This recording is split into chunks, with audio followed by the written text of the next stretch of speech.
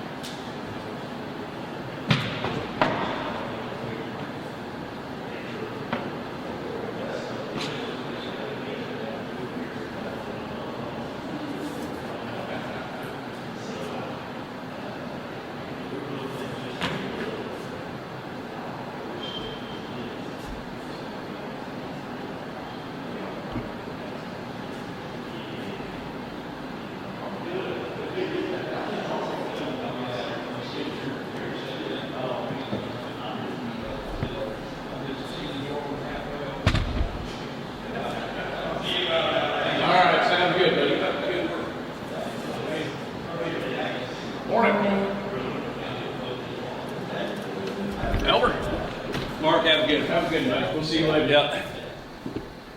Morning.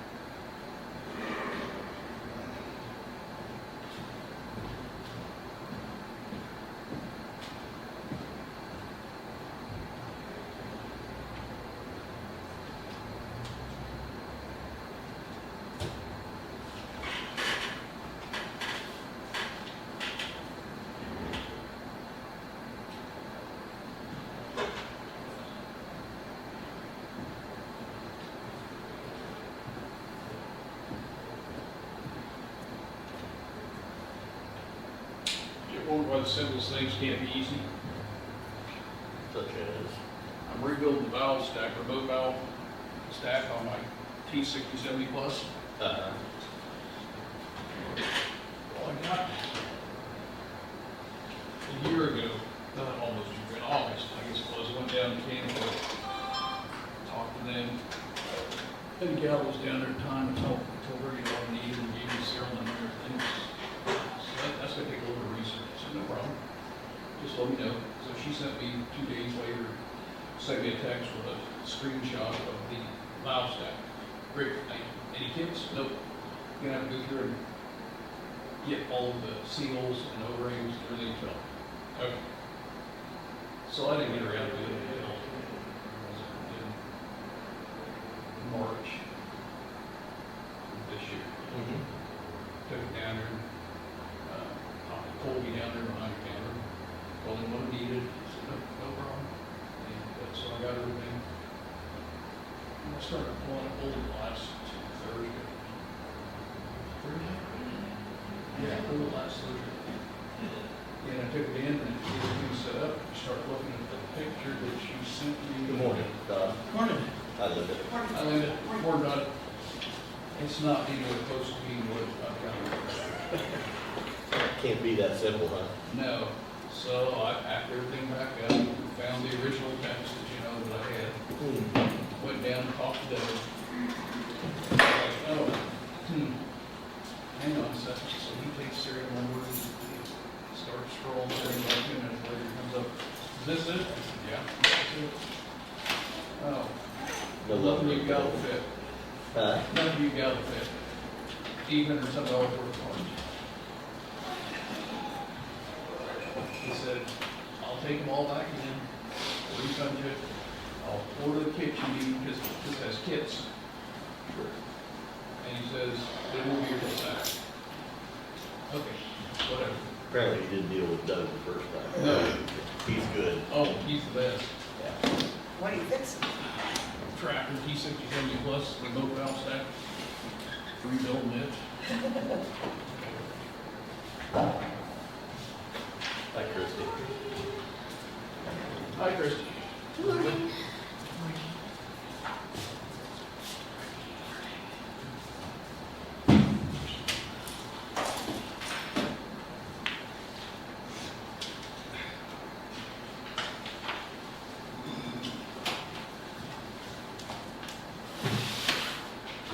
Did you have a hard time picking a vehicle? No, You did? nope. Oh, good. You know what I picked? Huh. 1967 John Deere 310 Max Zimmerman, 10 years old, 8 years old, Yeah. rebuild it. Cool. Holy moly, 8-year-old? Everything I talked to him about, I said, well, Dad did have to help me do a little welding, but he just helped me pack it on and I welded it. Well, cool. And I've seen Uh, him doing them, I mean, pictures of him welding. Yeah. yeah. And then when I talked to him, he said, he told me, to ask me questions, and he's like, this, well, no, I had to do this, I had to do this, and blah, blah, blah. And so, you know, I thought, that's pretty damn impressive. Yeah. Get him started young and keep him going. That's cool.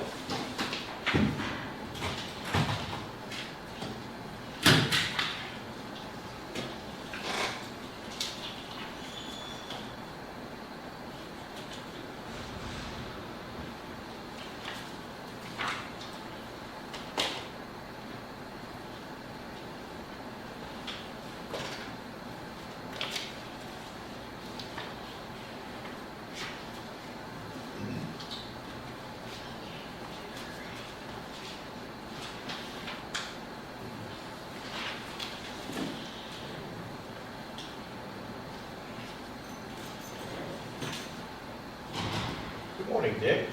Morning. Hey, Dick. How are you? What you'd like to see what was going up at the courthouse. That's your hot. Very cool.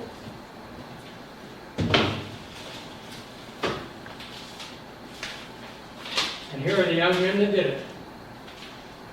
My interns, all but one. The young men? Yeah. A little younger than I am. That's funny. Quite a group. Good guys, huh? 3 were in the top top honor that lawyers can receive. Mm-hmm. One took a case to Supreme Court, made new law. Wow, One was Attorney General for a while. nice. One was a judge. I'll be darned. And he's the one that was your assistant, right? I was on the jury when he did that one court trial up here. It was a murder trial. Which one was the Attorney General? Paul Morrison. Oh, I'll be darned. That's very nice. That's cool. Quite a Very good. nice. yeah. Pretty proud of him. Oh, I And bet. we're all still friends. Yeah.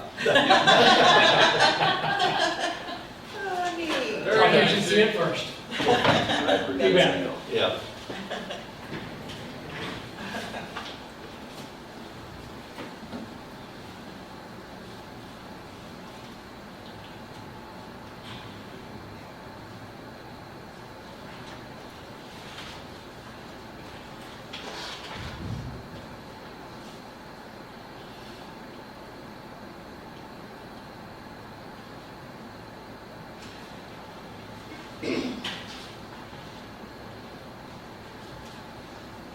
So that one always came back here and had lunch for all of us, Mhm. you know, upstairs.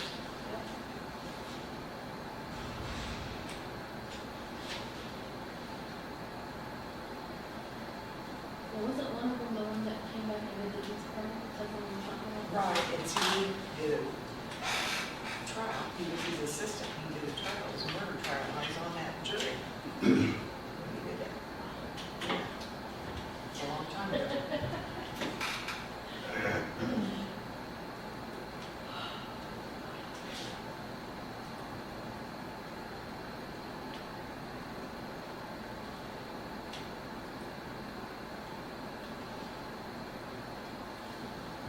Did you camp this weekend?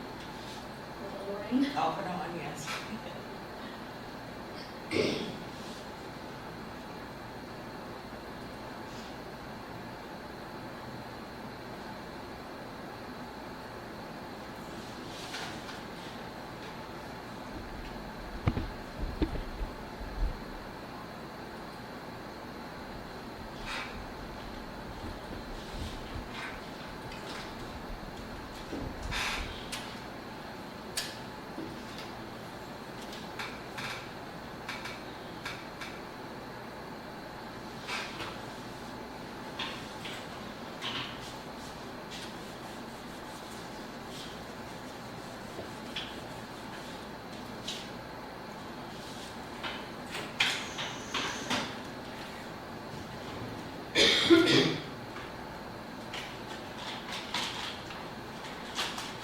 This email just said try sent to me, something forward to me. Somebody that I don't hear email address from my iPad.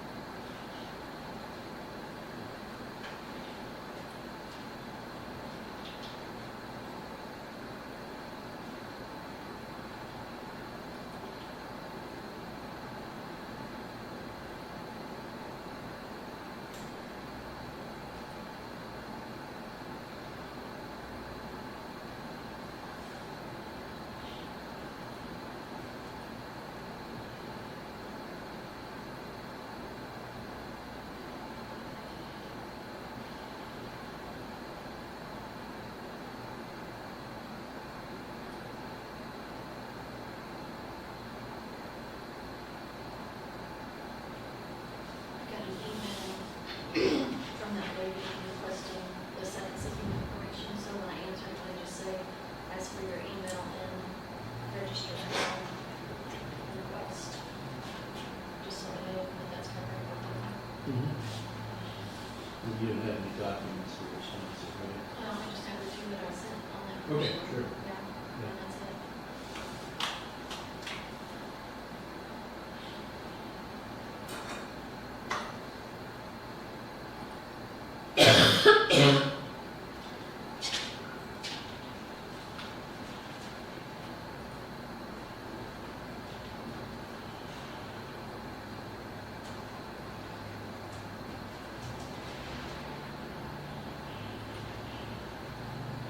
All right, I've got 9 o'clock, we'll open the meeting, pledge.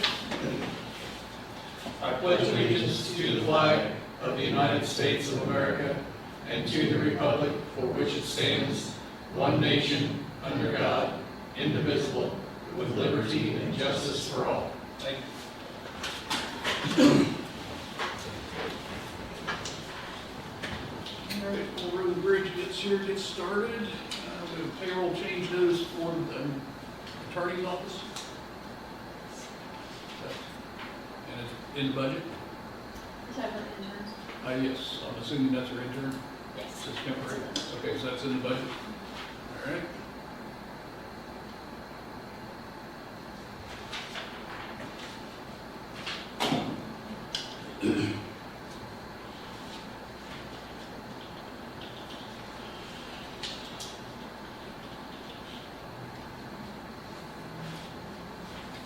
And we have a request, another request from the city of Mayetta.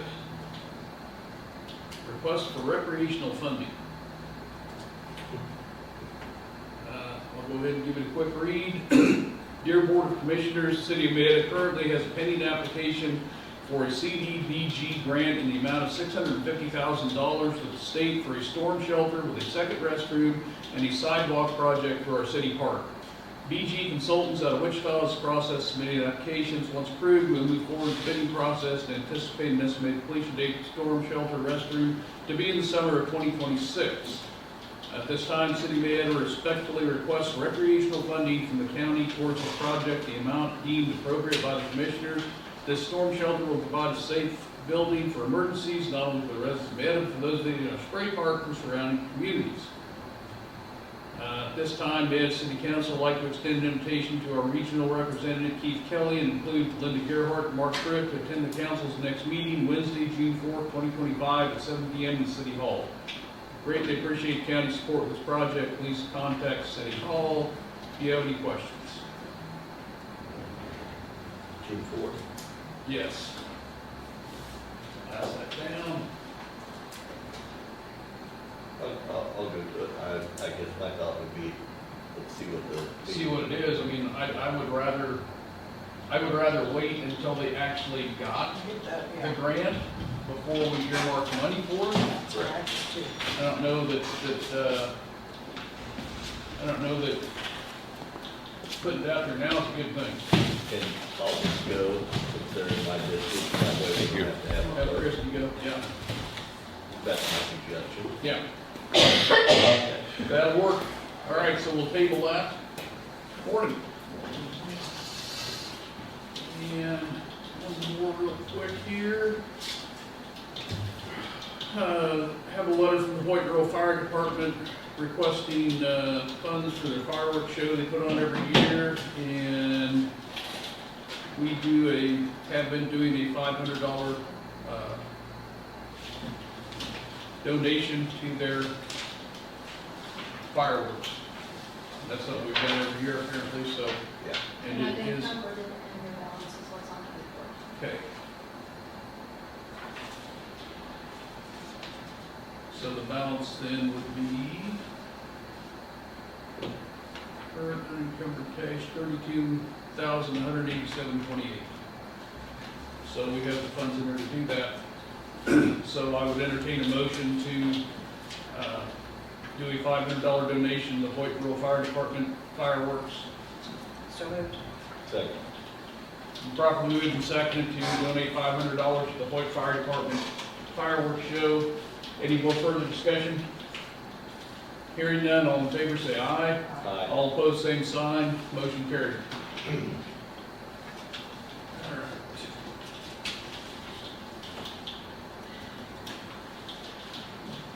Well, we're a little early, but how about we get started? All right. We had Greg Stiles that Scottwood Industries came up last week, and we drove some of those roads and got the dust control on. Still had some moisture in the road, so we'll need to get a good, feel for what it was doing.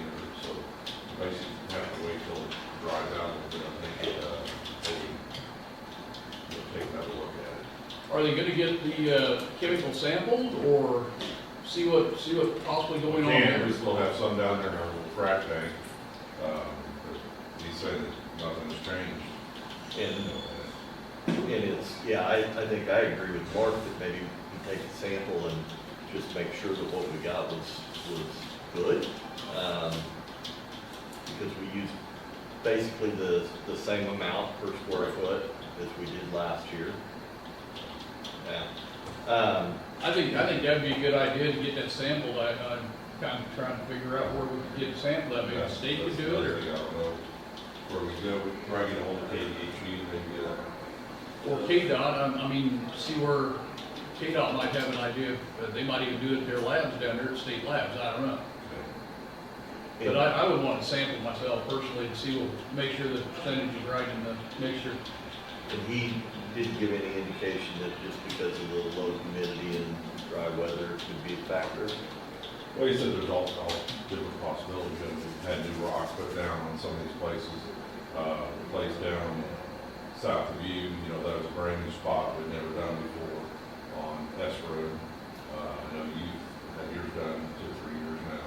But it was just as dusty as a lot of them. I mean, I was surprised.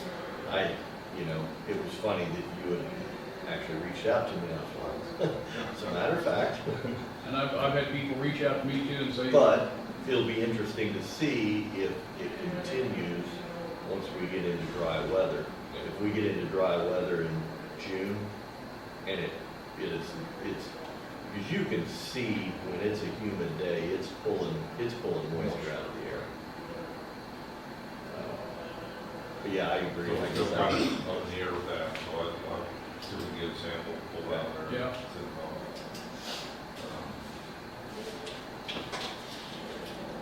We got a quote from BG Consultants down at the landfill. We were checking on, had it surveyed. They came down and did some surveying for us to see where we are with our height. Our permanent allows us to go so high. Right now, that one spot, we're 4 foot too high. They say KDHE will allow up to 10% overage, which I believe we're under that right now. His suggestion was to get extend the permit to go another 6 foot high at this point, and unless it will prolong the life of the landfill many years, I don't think I would do it because he's almost $40,000 plus quote to do the engineering portion of it and the permit for the KDHE. So I would kind of favor not to do that at this point.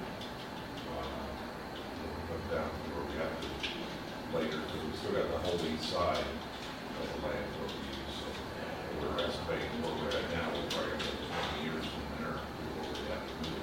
We do have another 20 years there before we move. Okay. That's what I'm curious about. Kind of what we're estimating. that's So it's not an exact science. Yeah. Oh, yeah. No. Okay. So that's all right. You guys. I would say, yeah, just, I'll get this one before we get. what do you guys think? I mean, I'm kind of in favor, if we get another 20 years from the spot we're at, I don't think there's any sense in trying to extend the permit. Here's the call list. I just did one copy this time, so save it free. That's for the past few months. So all logs we've had come in. The green is what's still in process. The yellows are, what they call in completed.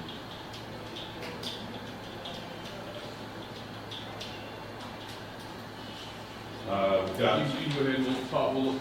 Yep. Right now, we've got 4 applications out for grants for bridges. One is N1 and 3.6, R 3.4, T7 and 218, and J4 and 256. So like I said, we sent those applications in. It's just a matter of whether we get approved or not for any of them. Are these state grants or federal grants? Both. Both? Yeah. Okay. Also, we've been getting a permit down here to pull water out of Soldier Creek when we do dust control on, down here at the quarry on F and G. It's $200 a year for us to pull water out there one time a year. It's usually about 40,000 gallons is what we do. The lady recommended we do a 5-year permit, which will cost us $20 a year now instead of $200. And we're set up for 5 years. That's what we've done. Got the permit there for that. So I would say that's probably the way to go. Yeah. Like I said, we pull out every like 2 days a year, you know, so it's Yeah. hard to justify $200. Yeah. Up here on 102 west of E, again, the debris is washed down against that bridge, so we have to out there to get that cleaned out. What kind of debris is it, just trees? Trees, old dead trees. And, That's just collapsing into the creek? yeah, it's just. And we don't think they're being dozed in up the creek somewhere? No. Yeah, we've got a video, I can send you if you want to watch it. Okay. Of those trees? Yeah, that somebody's taking a video looking out over it, just there's no bark on the trees, and, you know, just Floated in. busted us, but, yeah. And Matt says, every time it rains, they have to go up there and clean that thing out. So, Okay, did you say B as in Victor or B as in boy? 102, that was from yesterday. We The just bridge, talked The about. bridge is 102 west of E. E. and Edward. I didn't get that right. Thank you. That's what's confusing. I got an extra. Here.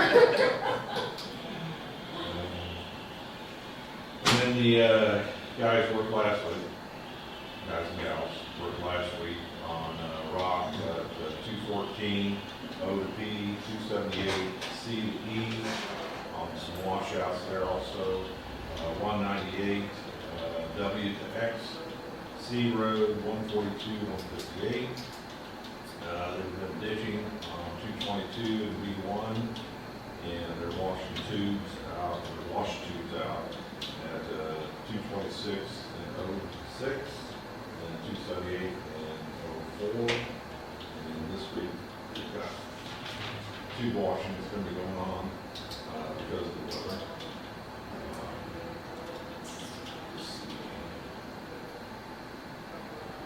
We've got a pipe that's a 5 foot by 50 foot that we're going to try to put in this week, but I don't think that's going to happen now. It's 330 and P4. It's like I said, with the weather, I don't think that's going to happen. Jay's got a crew out doing some ditching and washing tubes. And we're planning on doing rocking on Galen and Gerhardt down in South Park. Kind of initial plans. Okay. That's all I got. I had a call, for whatever reason, I'm not quite sure. Well, I guess Call it should- Christie first. I'll go back up real quick here, just tanking, him and I talked and just can't get our paths synced up, so I texted him again this morning to see what this week looks like. You know, we had planned last Wednesday, and we had something coming up and canceled. We're trying on Friday, and I was on Friday, so we're still trying to get together. Okay. I had a call, Christie called me and said she had a call from an individual, they didn't identify themselves, anytime. And it was about,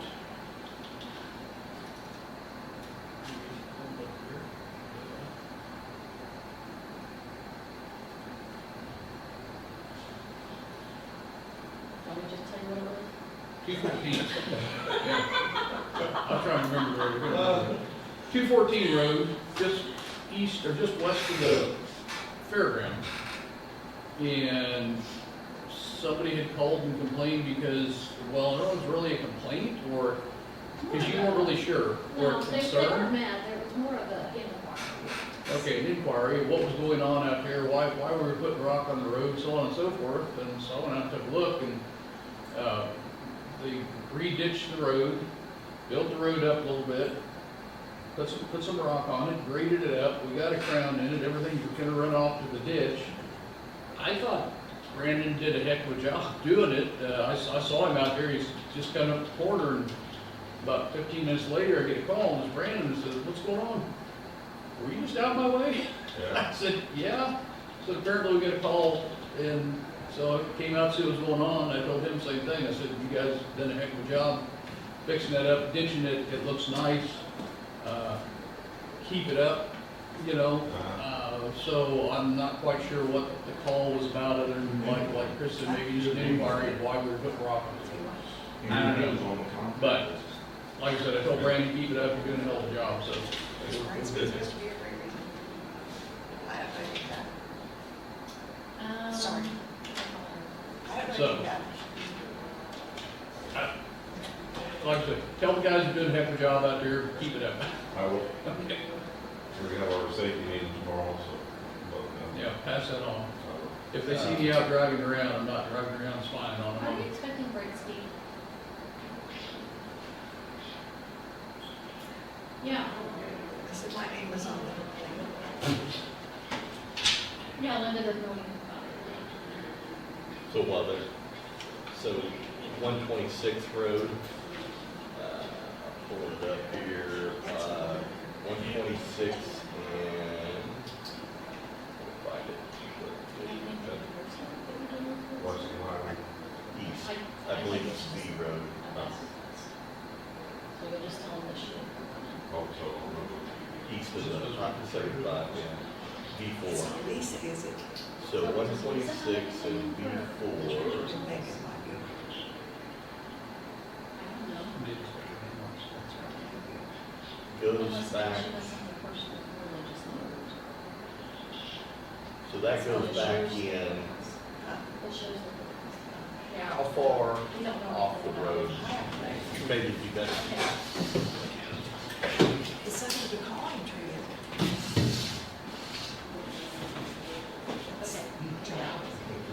Okay. yeah, 126. Is this? Just says courthouse administrator. no, that's equal. I think it only goes back to here, and then these become driveways, but I need to verify.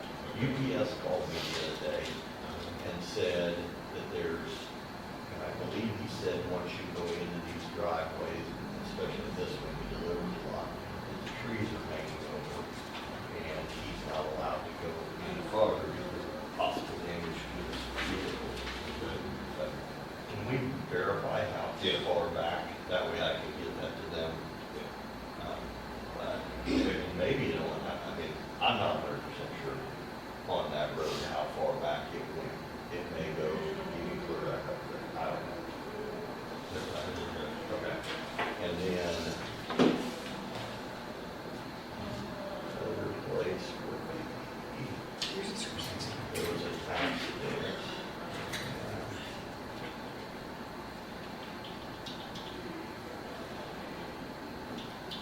106 and T4, this curve right here.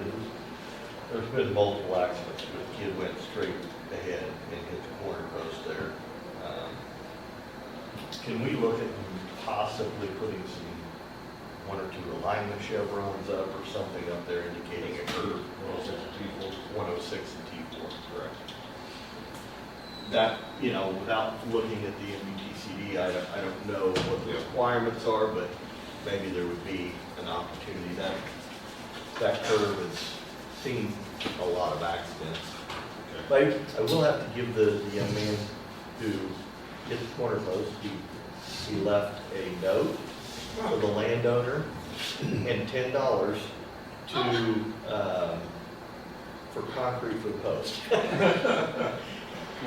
Pinned it to the, and put the fence back up because it was in the middle of the night. So the horses didn't get out, and the landowner appreciated it, but, so I just thought that was funny. But, yeah, if you can take a look at that, that'd be great. I don't think I had anything else. That's all I've got.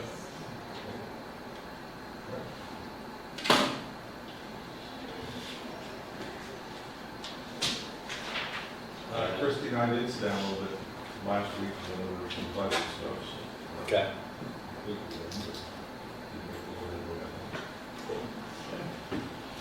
Won't be long, it'll be that time. Next month. So this year, we're gonna talk about oversized balloon things? Yes. Okay. Just I mean, I looked over the statutes and regs and stuff, and I didn't really see anything that troubled me on the format of this. So, I didn't know if there was a specific question about what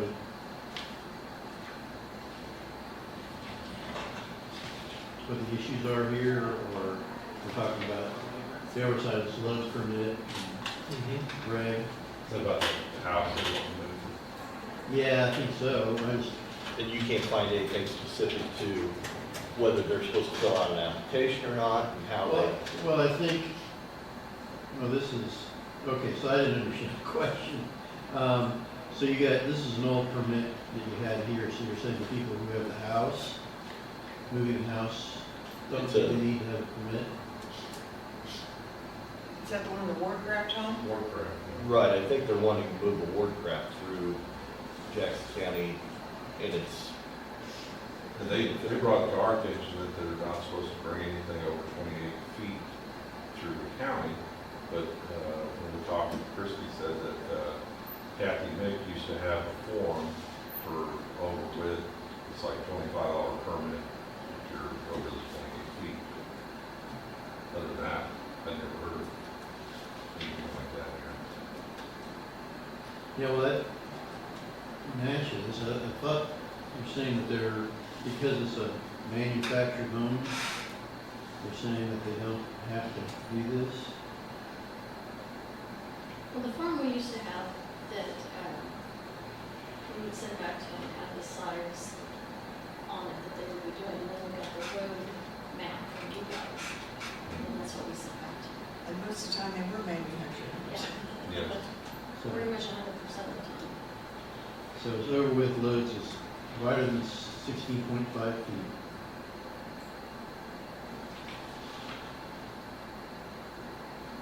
Okay. I don't think we ever had an issue with anything being size range. Like I said, we were more concerned about weight across bridges instead of Yeah. width or anything.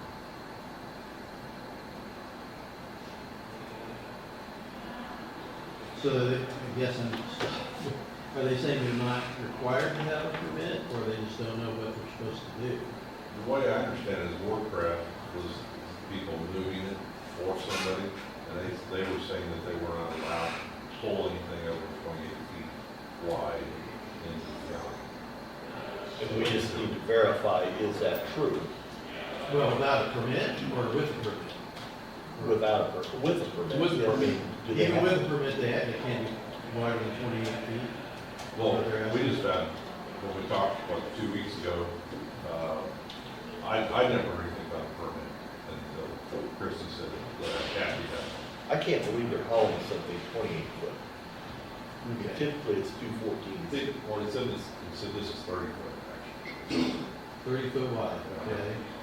It's a manufactured home. What road, how they coming I- down? I'm not even sure, they haven't said where they're coming from or going to, an address or anything. They were just saying that they, before they, I guess, get carried away with things, they want to make sure that they're going to be allowed to pull it. I mean, there's some Okay. roads that wouldn't even handle that. What's I that? said, there's some roads that wouldn't even handle that. Yeah. But we just pulled a house, down 254 and 75 hour. I know that would require 30 feet. Yeah. Okay, so it's- Again, that was, I guess, where they're going. What signs need to come out? Well, they're responsible for all that. All the signs that go by. Same with power, if those need to be moved or the moving companies. So nobody does permits anymore? We sent them back to the bridge. And you charge them like for a permit or anything? We haven't done it, I just found out You haven't out done here. it, okay, okay. I think It's it's got $100 lost. or something like that. Oh, is it? Okay, I told her 25. Not that long ago, but I think it's 100 now. Tara reminded me that we had raised them. Okay. So you can make up whatever you want to charge. All right. That you're taking care of. We like barbecues. I don't see, I guess it's just, if it's a width, there isn't any maximum on here. It just says, you don't need permit for less than 16.5 an act that need. So it would be in the statute. So I'd have to look that, I can look that up here, but that gives me some context. I thought the idea here is whether or not it's needed to be changed in some way.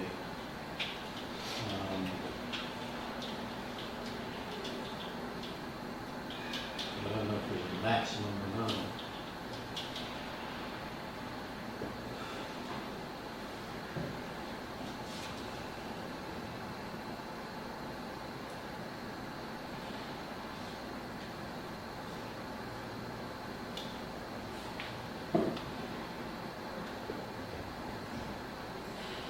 So you guys have a copy of that permit, email to me.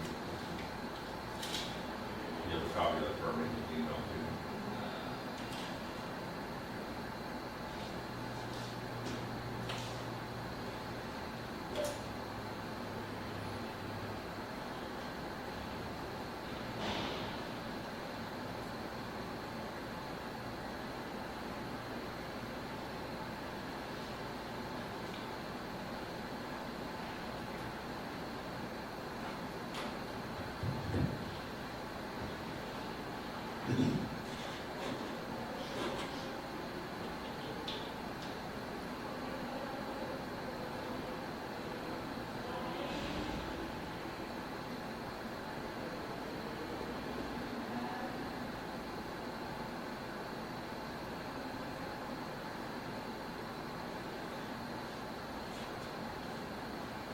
Those are going to take some time, so I don't know if you want to. Yeah.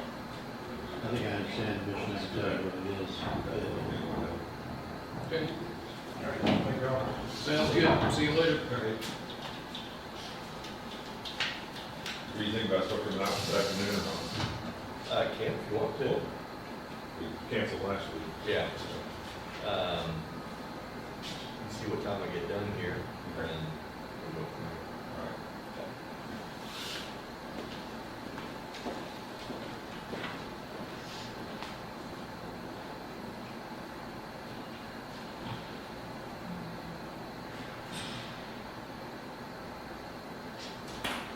Have Jamie come down now? Yeah, I was just looking at that. Jamie's gonna come down and, kind of explain a little bit more about the Wilhelm, Thanks. yard. Shop, The Wilhelm. the planning commission. That's Oh, yeah. Yeah, I'd gone up and talked to, Kate wanted to talk to me last week, and gone up and talked to her and kind of got a little bit better explanation of what was going on, and how things were. The car shop. Yeah. Okay. And about, the buried trash and this, that, and the other Kate thing. down here? She's on She's on vacation. vacation. She wasn't on vacation last I week. was She's wrong. on vacation this week. I was a week off. Imagine that. So I talked to her and talked to Jamie. Jamie's gonna come down and kind of explain a little bit more, Okay. what's going on. I got a little bit better explanation from Kate. So the trash and the cover up and all that good stuff, he's actually trying to fix things up that were left on the property for him. It's not him that is doing it, that did it. Okay, wasn't his trash. Yeah, he's already got everything covered up as far as, and I don't think that it was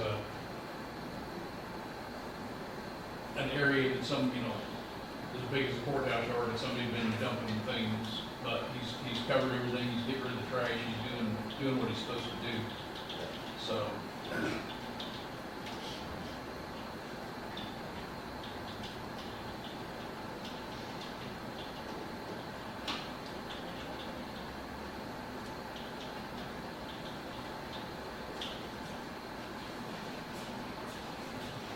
Good morning. good morning. How are you?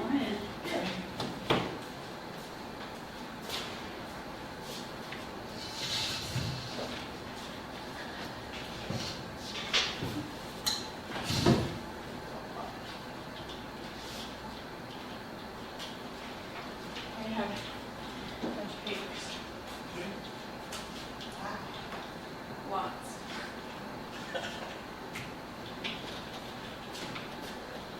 And then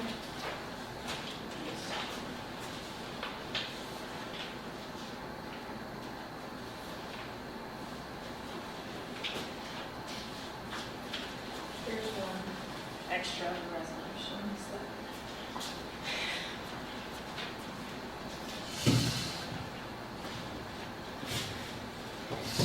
All right, which one do you want to get started on? Well, Yeah,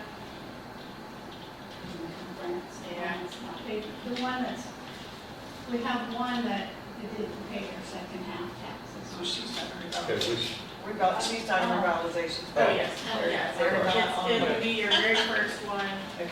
it's at 406 Pennsylvania. We have one that did not pay their second half, so they're ineligible for the refund. So we were gonna kind of start off on that. Yes, I have a letter that I was gonna send to him. If I had a copy for all of you, can I get it?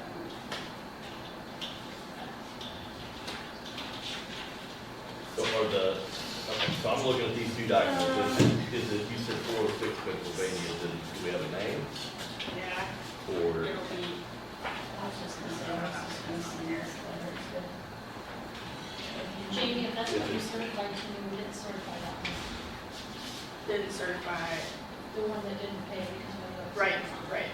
And that one's probably not in here, because these are the certifications to Christie, so it's not, that one's just like. Sorry. I'm not getting that's right, is this, okay, so these are all ones that have been certified? These are all, the Okay. rest of them are all ones that we have So questions we're gonna about. talk through the one who did not pay his taxes. The one who did not pay is pretty clear cut Yeah. in the resolution, which the resolutions I gave to you is highlighted on there, that portion of it. Well, actually, I think I highlighted the other part. It's right under it, saying that, what happened is, we were discussing this one, 406 Pennsylvania, and pulled the resolutions and looked at the resolutions, because he's part of the old resolution, the old neighborhood revitalization. And when we were looking at that, then Kate saw this other part that we highlighted when we, in the resolutions that we sent to you guys, where it says, all new construction and all improvements to existing property must comply with all zoning and building codes, rules and regulations in effect at the time that improvements are made. Which then we realized we had somebody in there that was out of compliance because they put up buildings without, and then we found more. So it's just something that we hadn't looked at previously, so that's what all the other ones are. This one, we don't really have a question of, their second half wasn't paid on time, drops them from the thing, so that one's pretty cut. Yeah. So the next one Okay? is, it would be for, 18302 R4 Road. And that one, they put up buildings that we picked up on the aerials in October 2022. They are in their third year in 2025, so they, 18, you said 18302? yeah, Okay. they should be in order from here. Okay, all right, thank you. Yeah. We picked up buildings, October 2022, and it's multiple buildings. It wasn't just one building, that was picked up. And looks like we picked up a 479, two 479s, a 456, and lean-to, and then a 456. A 456 Is a tool shed, and 479s are like an open, storage building, like a feed shed, or where it has one side that's open. And these were ones that never applied for a building permit or anything for. Correct. Okay. And so we picked all those buildings up on the aerials. The years, so we picked them up in 2022. The years in the neighborhood revitalization that would have been affected are 23 and 24, like the year that they just would have paid. And they've already been paid out for both of those. And that totals $6,911.03. But we paid out because they built a house or they built what? It's a new house. So they built a new house and applied for revitalization. Right. But then they built these other buildings and not applied for anything. They didn't apply for a building permit for the other buildings. That's what all of these are gonna be, is they built a house and have neighborhood revitalization on the house, and then they built other buildings and didn't apply for a permit for those other And buildings. we verified their permanent buildings. Yeah. Okay. And so you think that we should take away revitalization because they built? Well, that's what we're trying to question. This is something, so it wasn't something that when we certify neighborhood revitalization, it wasn't something that we were looking at, like the buildings. I mean, we have so many things that we're doing when we're doing that, it just wasn't a thought until we were looking at this resolution again and we saw that it said they must remain in compliance. Well, to remain in compliance, they need to get a building permit for those buildings before they put the buildings up. So, our question is what we do moving forward and how we handle it. Now, obviously, we're paying attention and we're looking at that. We just need to figure out how we handle these ones that have been out of compliance That we just caught. that we just got. Yeah.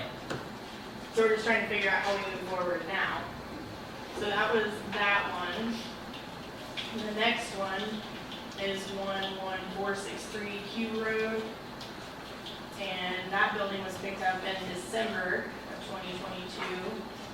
And they are also in their third year from 25, so 2 years that are affected are 23 and 24. And the total of those would be $5,787.96 that they've already been paid out. And it was a garage they put up without a building permit. And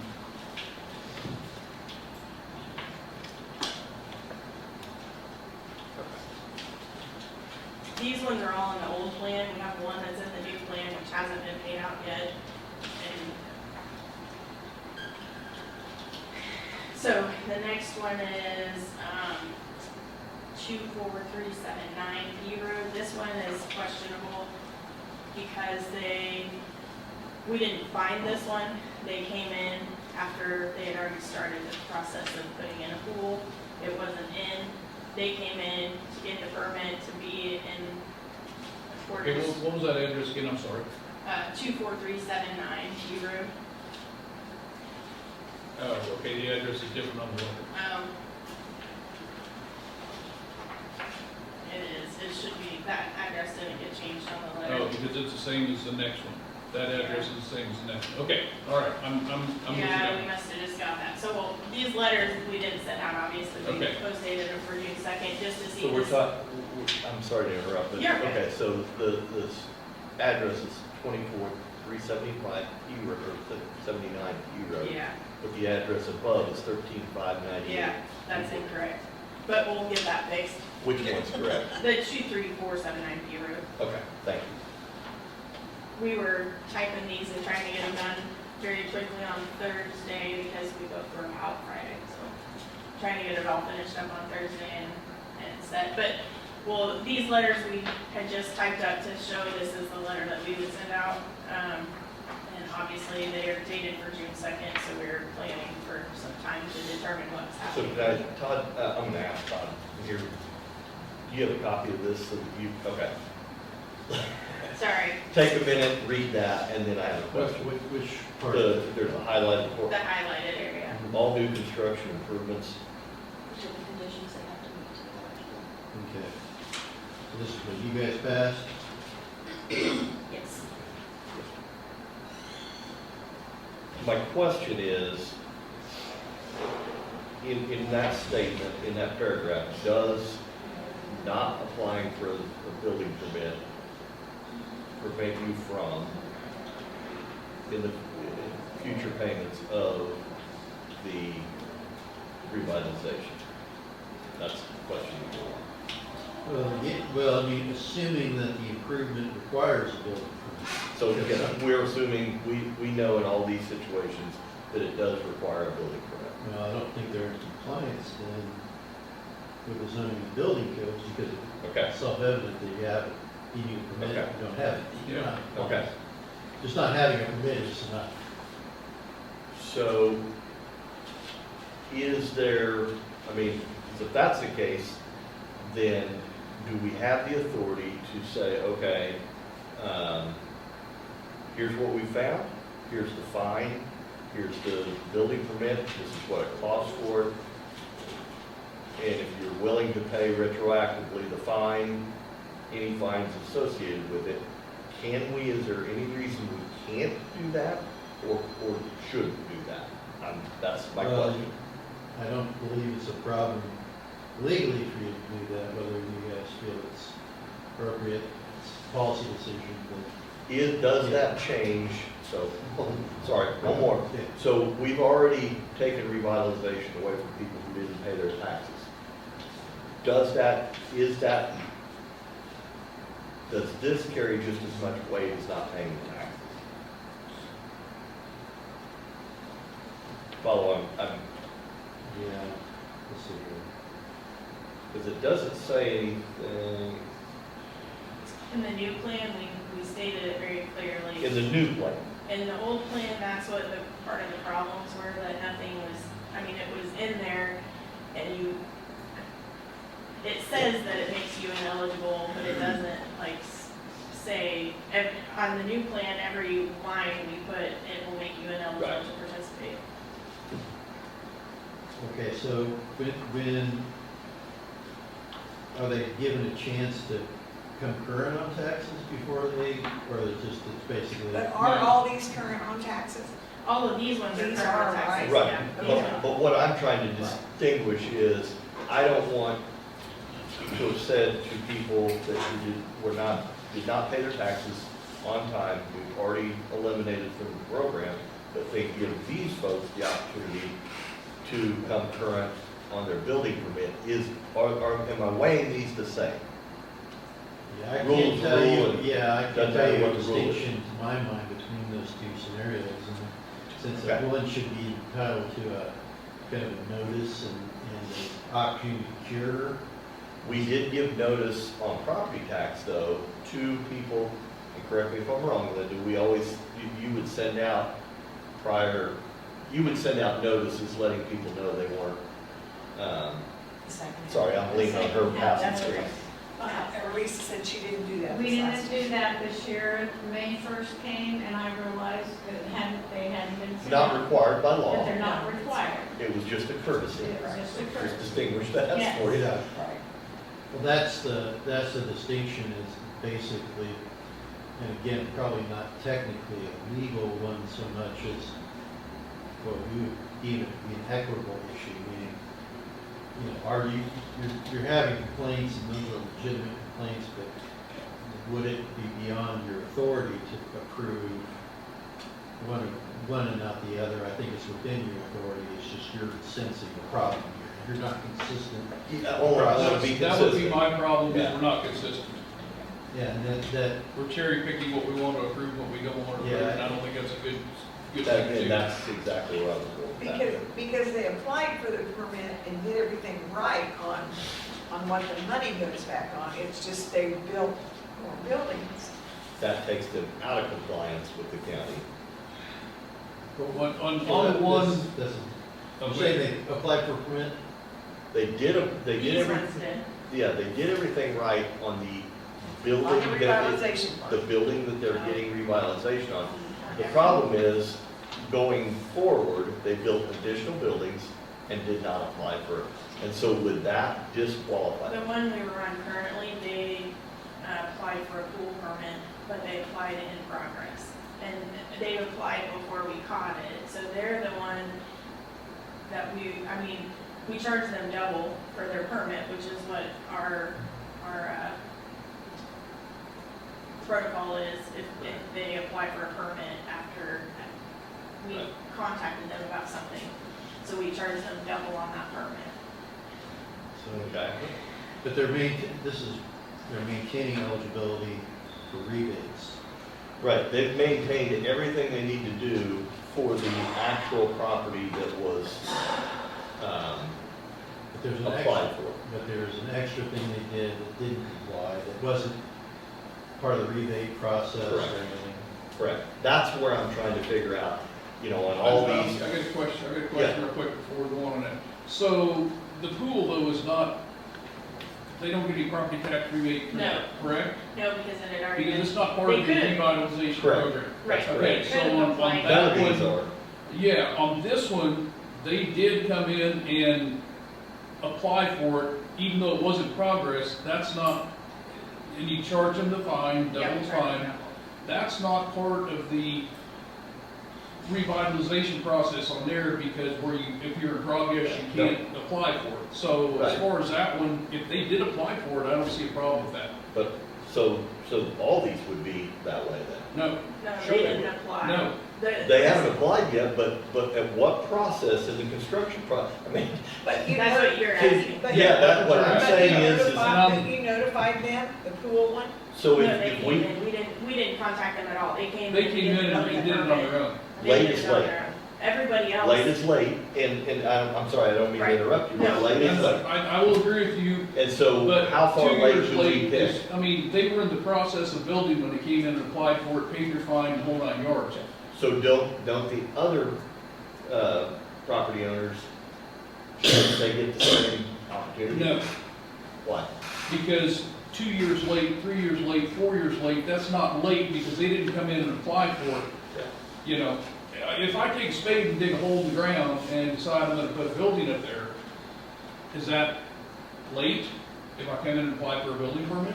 That, and legally, should being out of compliance on buildings that don't have anything to do with that particular building, do we have the ability to disrupt their revitalization program? It says the parcel. That's what I think It says the parcel in the wording of this, so it means, essentially, to my mind, that means the whole property.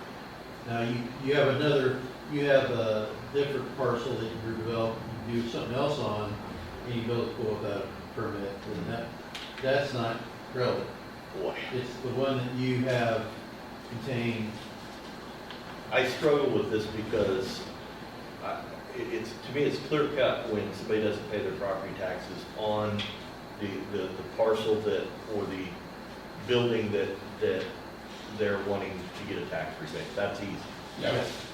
And But so- if we gave them the opportunity to come back, pay all applicable fines, and apply for that building permit, pay that to bring them into compliance, how is that not trying to work with these folks?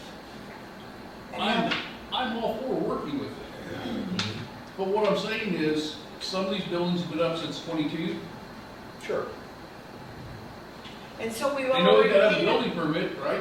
Yeah, that's But where we've our already issue was, paid we just need to know. revitalization. I know, I understand Previous that. years. I understand that. No, no, but we're trying to look at what's going forward from this. okay. I said our issue was, we need to figure out how to handle it and get them off. Because there are some that have been paid out 2 years, Yeah, I don't think you some that have can been take paid it out away 3 from them years. now when it's. I mean, we're not Okay. even on Okay, that we're looking subject forward yet. then. We're not even on that subject Okay, yet, okay. how to get it back, if we do try to get it back. We're looking forward to, should they be on the revitalization program, if they did not comply with, what is it, 731? How many of them do we have?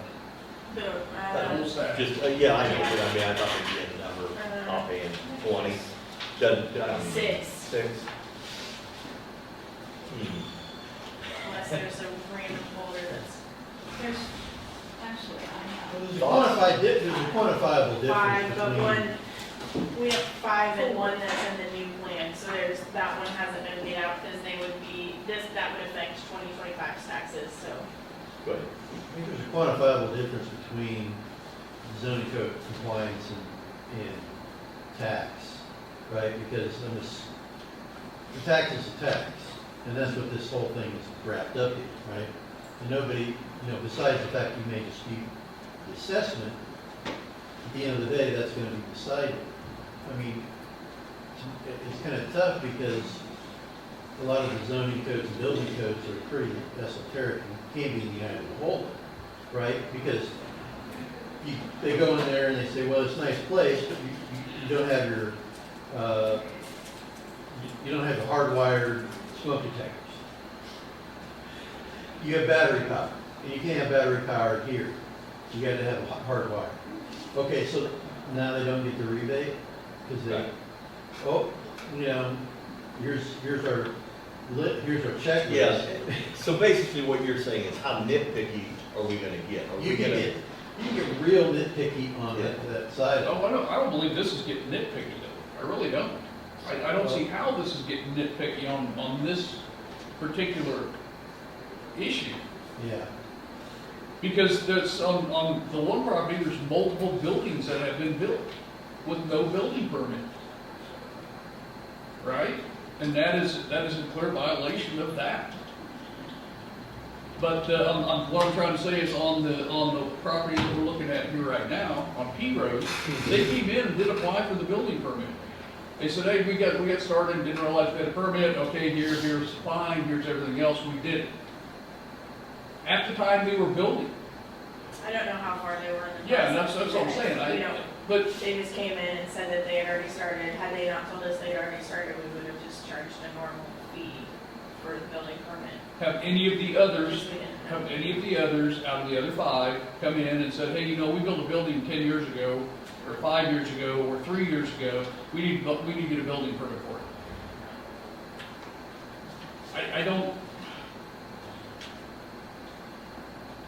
I really don't see how that's gonna kick them off, because they did get the permit, and they did get paid the fine, because they'd already started, they self-confessed they already started, paid the fine, there you go.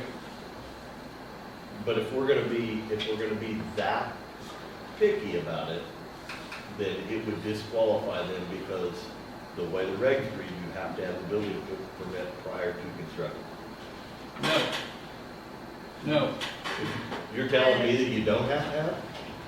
I'm just saying, they can't, if that's the case, why do we have a fine set up to, a fine schedule to where they can pay the fine if they've already started something, right?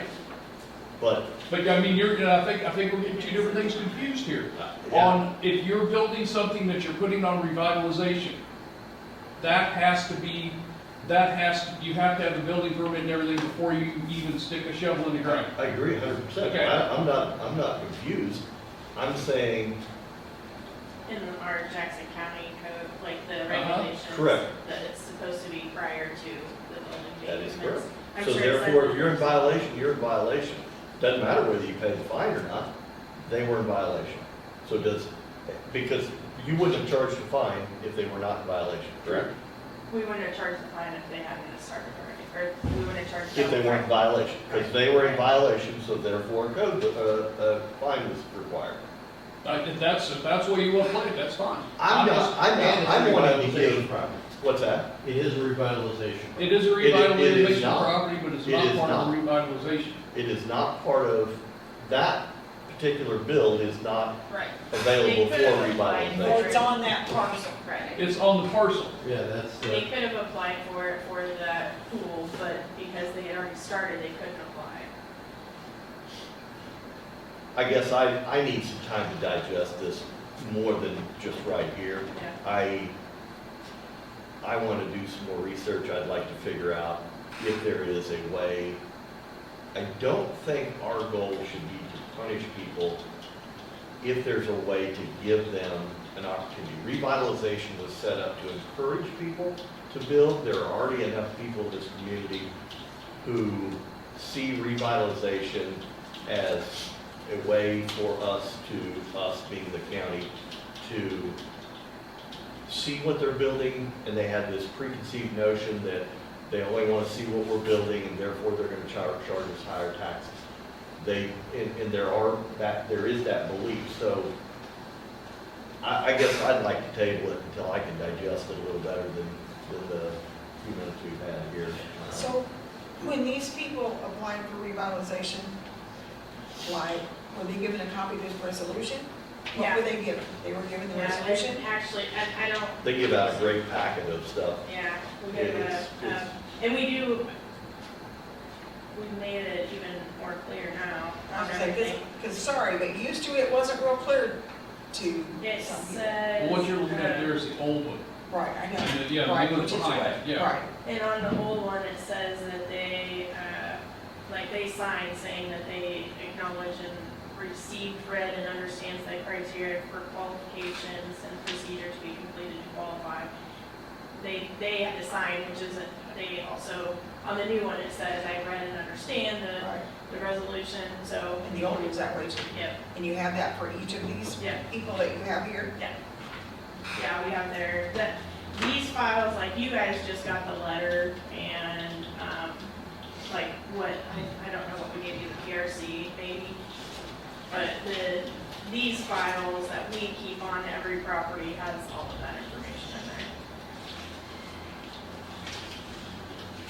So because you have these letters on each of these, your plans really are that you think they should be out of No, it? we don't know whether it, I mean, the other issue is some of these have already been paid out and some haven't. So like for 2024, you have So- some that have paid their taxes in full, because if they paid their taxes in full, then that money was paid out in January.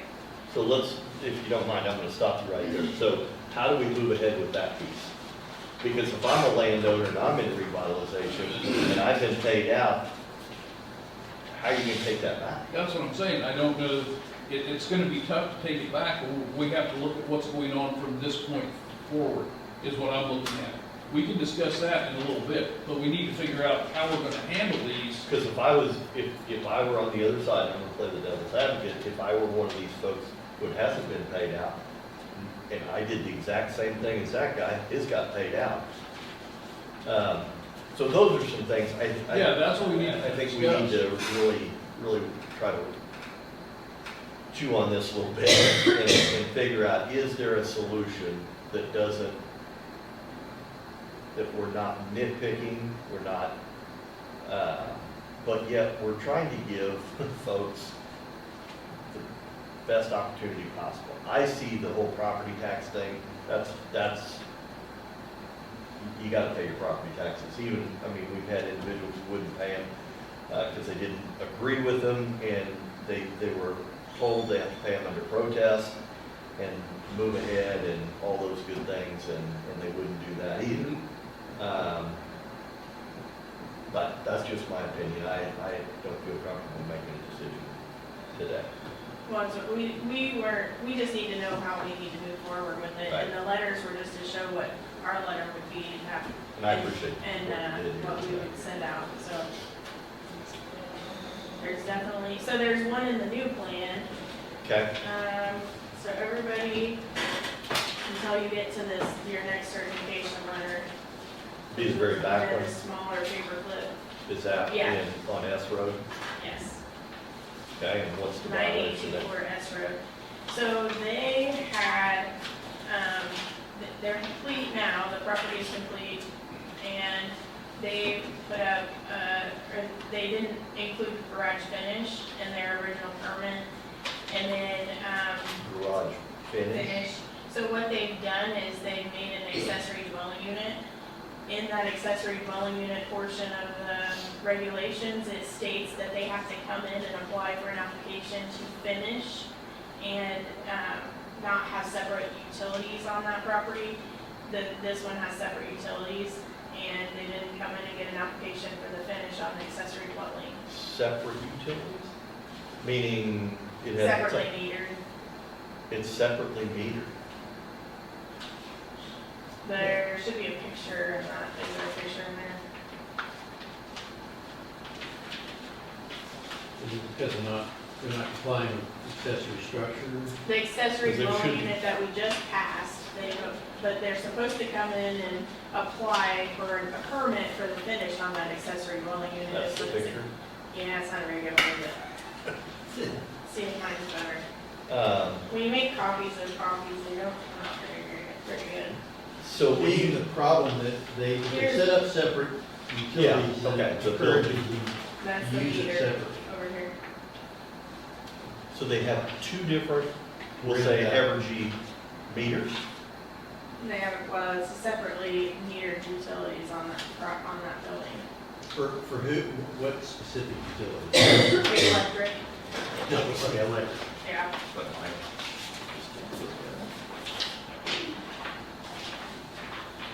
So with the accessory dwelling unit, when we just passed that, it states that it can't be separately metered. Correct. And it can't, they have to apply for the permit to finish out that accessory dwelling unit. They didn't do that. When was that, do you have any idea when that was actually done? Was it done before we passed that resolution or after we passed that resolution? When they did the finish on it, Yes. they It just, would have been after. Chapter. Yeah, because they just got their permit, Did they get a permit before the change in accessory? That's what I'm asking. Yeah, I that's, don't remember when it was changed And- exactly, and I you did can ver- look it up, We did verify that the meter, there is a meter on the house. yeah. I can't believe that Evergy did that. There's a lot of places I think that it's like that, but it's not an accessory dwelling. I don't know for sure if it's something about the line, or I don't know what it is. What do you Or mean, if they Joe? put You a- can't believe that Everett did what? Put a separate, You would have two separate meters on the same parcel for Right. two buildings. I had a Dairy Queen, I had one on Dairy Queen, I had one in the shed that I built because I couldn't run from the house, or from the building to the shed. I ran off the pole from up here down there to put a meter. that's what I was wondering if it was. Yeah, I mean, that's. Where was your that's- meter at? That's On a the, commercial on property. the west side of the shed. that's a common thing, but really. every, you probably would want that, wouldn't they? They get a meter charge for Yeah. a separate, That's a common thing. That's not an uncommon thing. they make more money that way. Okay. It's just, I'm trying to verify when we pass that resolution, and if they did this before we pass that resolution, then it would be A non-conforming a use. it'd be what? Non-conforming use. It's grandfather essentially because Yes. their permit allowed it, they have a vested right in doing it by the old rules. That's where I'm getting at here. I want to make sure the dates when we did everything and what their Unless dates the are. old rules had the same utility with it. Which I'm assuming you said it changed, so. Well, we're talking about two different things. We're not talking about the revitalization, we're talking about the additional dwelling or Yeah. grandma's It house. doesn't state the date on here, it's Article 29, but I don't have an extra requirement. It doesn't have a date on When we pass that for That's an the, actual resolution, no, it's part of the part of the, Well, it would zoning have to, regulation. well, it would have, if it was changed to zoning, it would have to go through you guys at some There'll be a resolution or minutes. I'm looking. I knew you were. that's, on this one, that is where we have to make sure what we're looking I feel at. like it was probably towards the end of last year, Christie, but I don't remember. I don't think it was this year. I've been to all the meetings this year, I and think it was last year too. it was like maybe October-ish. And this building permit was in February, so if that is the Their case, dwelling permit. the dwelling permit, For the neighborhood revitalization was in February. This garage finished, we picked it up when we were at the property. well, and even that, the date I'm looking at on there is 7/29 of 2024 is when the pictures were taken. So if that resolution had not been Passed. passed and enforced before that, then it's gonna be grandfathered in. There's no way you can.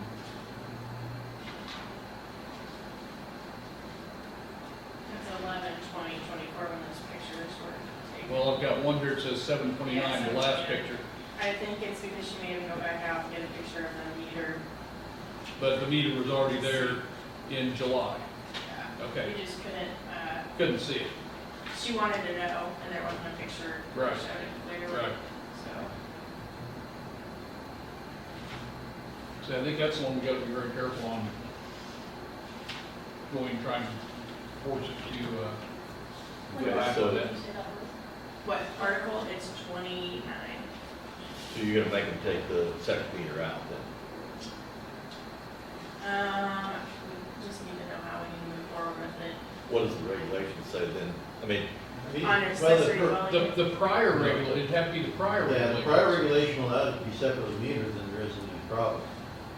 It isn't a violation because they complied with zoning regs at the time I allowed. don't think there was anything under accessory dwelling. there because wasn't, that that's why wasn't we added. created it. Yes, but if it happened before we pass that resolution, then we can't retroactively say, well, we passed this in November and you did this in I understand how February. that works.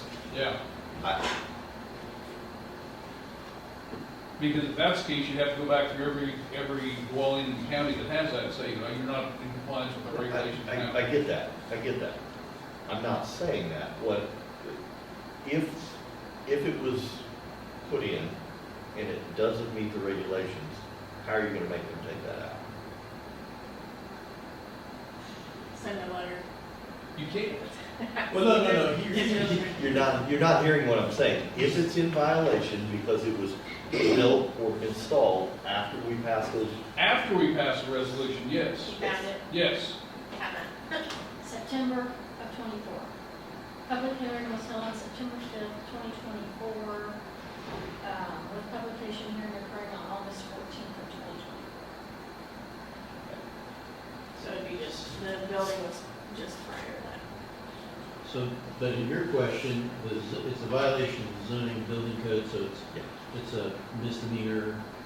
If they, you probably give them a notice and say separately metered in violation, you need to, In violation, well, remember, now we're talking about today. yes. Today they apply for a permit and they say, let's get a permit, got a permit, build, and then 6 months from now, we find out it's separately metered. We would then say, okay, you're in violation because you got. Yes. But this one here, they're not in and violation. Yeah. what Todd's saying, and what I'm saying is, how would you deal with that? What teeth do we have behind that Right. moving forward? Moving forward, yep. Okay. That's all I'm asking. Yes. And the tougher question may be whether there is a requirement by the utility to have a separate meter.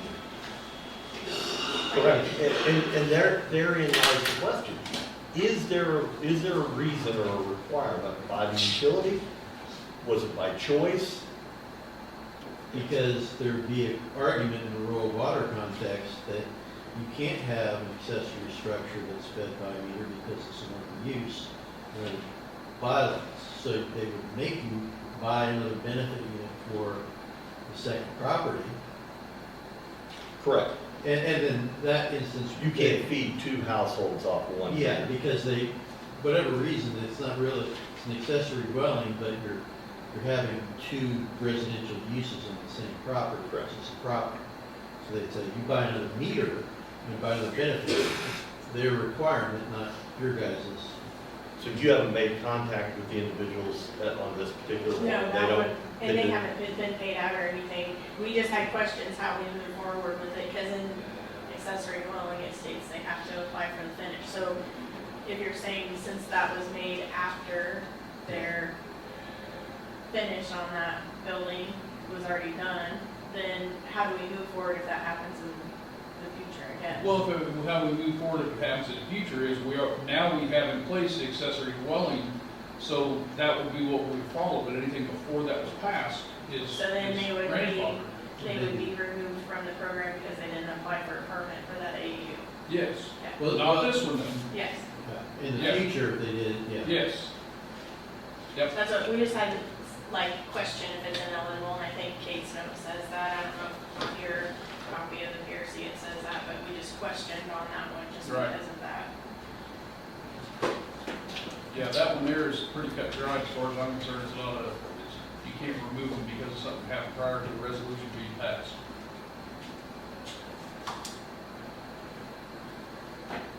And you want time to chew on the other? I do, and Okay. I mean on all of them, because Even this one? prior to we're talking about? having Did you say regulation, When did you say those? back houses or separate living quarters weren't allowed. You can't. September It was 5th. signed on September 16th. Okay. It was, you want me to. Okay. Yeah, I need It's some it's time. I'm not- multifamily at a certain point, right? Yeah, It's not a single family. correct.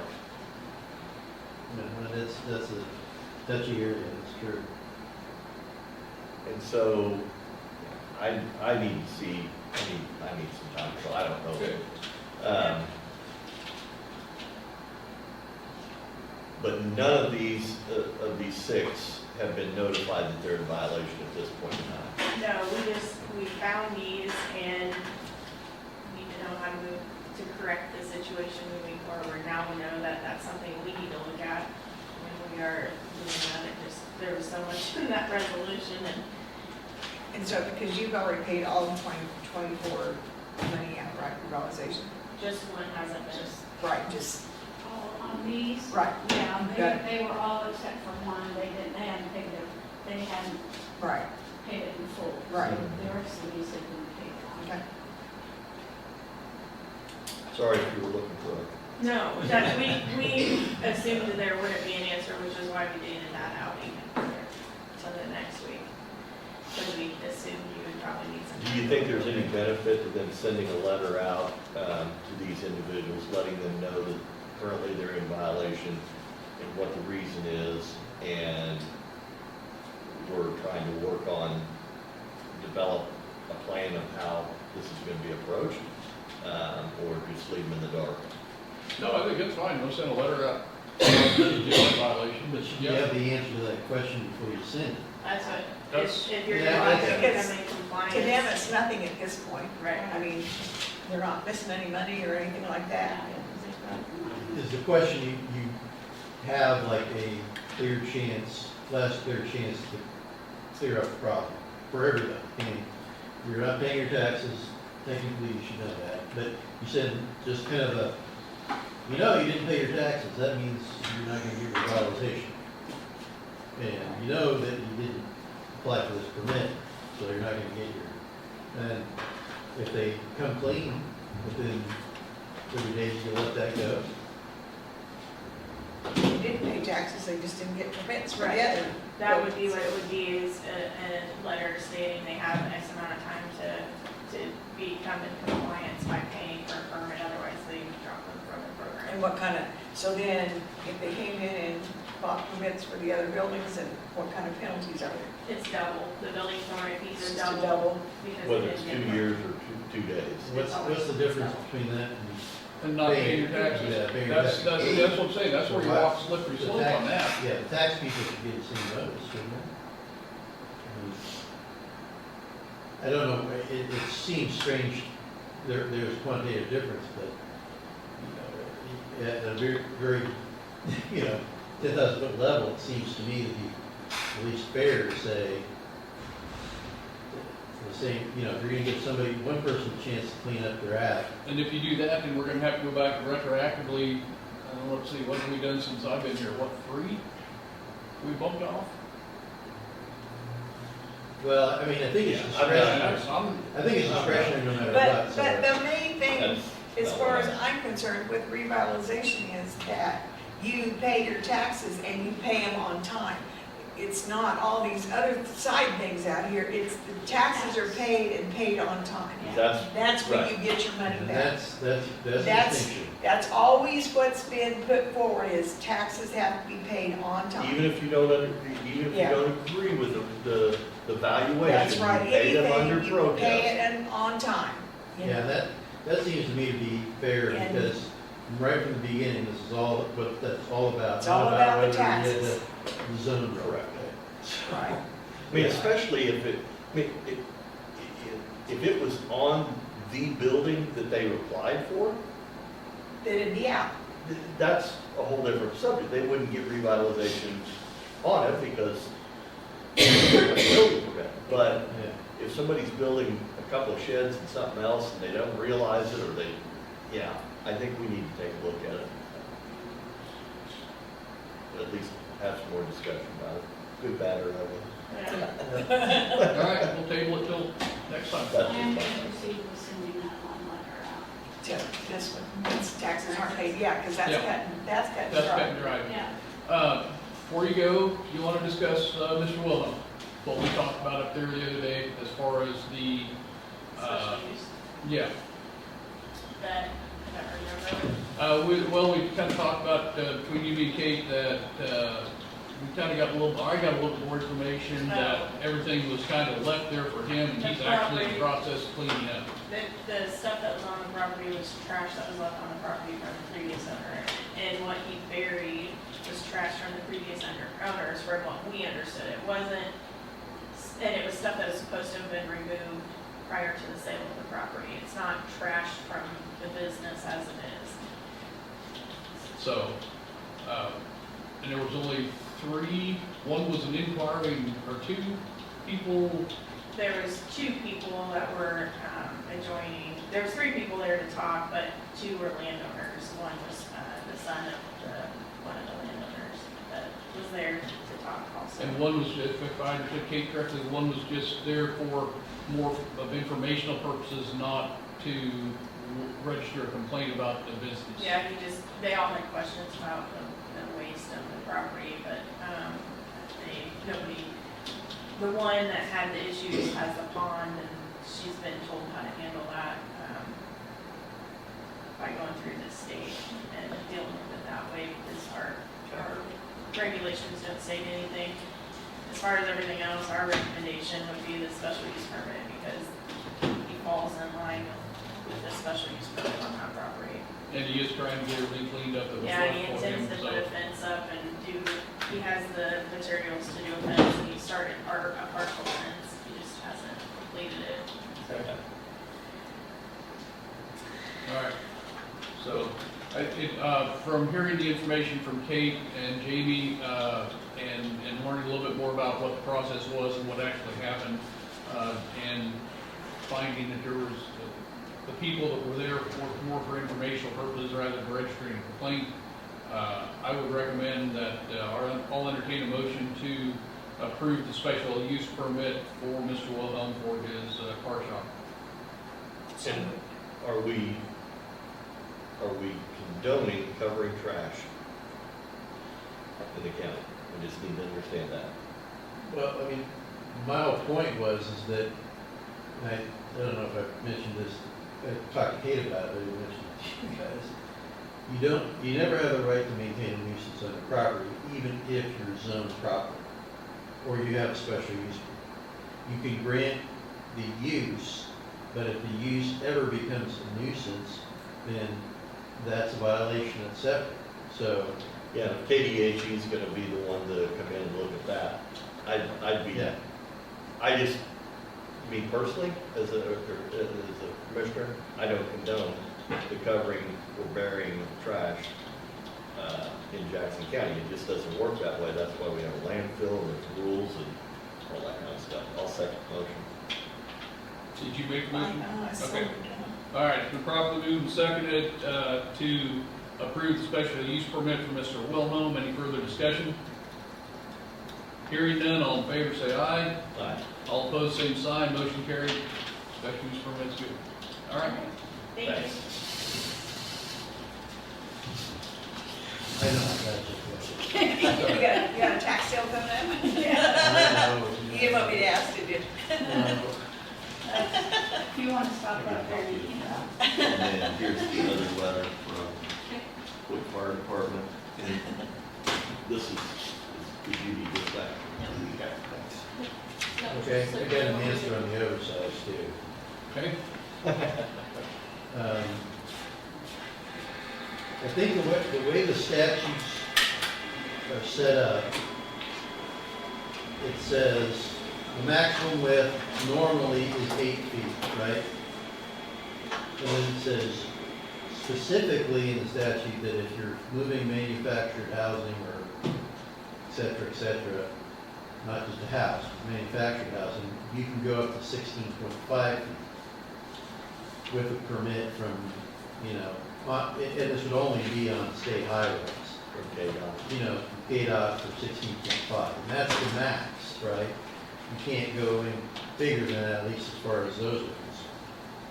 You guys, in your resolution here, said we're adopting that statute as our guide, the one that says the max is 16.5 feet. But then you go down further and it says a permit will be required if it exceeds 16.5 feet wide. So I think it's confusing in the sense that it seems that you could have, in the context of a manufactured home, one that's more than 16.5 feet, because technically you guys, it's almost contradictory. You guys said we're adopting the statute as our guideline, and then we're saying that going above the guideline is allowed. Kind of, you don't say it directly. No, I get what you're saying. So how do people move houses then, that are over 16.5? Well, I think there would probably be a definitional difference between It doesn't, some, you say house, I mean, that's what I'm saying, is that manufactured homes has a strict definition of the statute. Yeah. Versus, you know, you have an old house that's on, I mean, they're moving a real house. Correct. So that wouldn't be a manufactured home under this definition. And then the question being, does the 16.5 feet limitation apply to anything other than manufactured homes? And that, it doesn't seem to me to be that. So you That's would, kind of strange. well, I think because arguably, in this instance, what, I think it's probably a more normal event, I guess, or more common event for manufactured homes to be moved because they're meant to be moved. For the most, even modular and all that. Yeah. They build them off-site and they're supposed to be transported. Seems to me to be a pretty rare event that an actual house is moved at a great length, right? I've had it happen in some of my towns, but that's of course, you know, blocks, it's not going down the highway.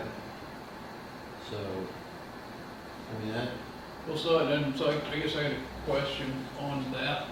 So, you all remember what was it, last summer when they moved that big thing, whatever the heck it was, on 16 from Leavenworth up Yeah, through yep. and around, and that took up both lanes of the highway going through town. Right, They got stuck down there on the S-curve right. on the building. Okay, so that I know was a whole lot wider than the 16.5 foot.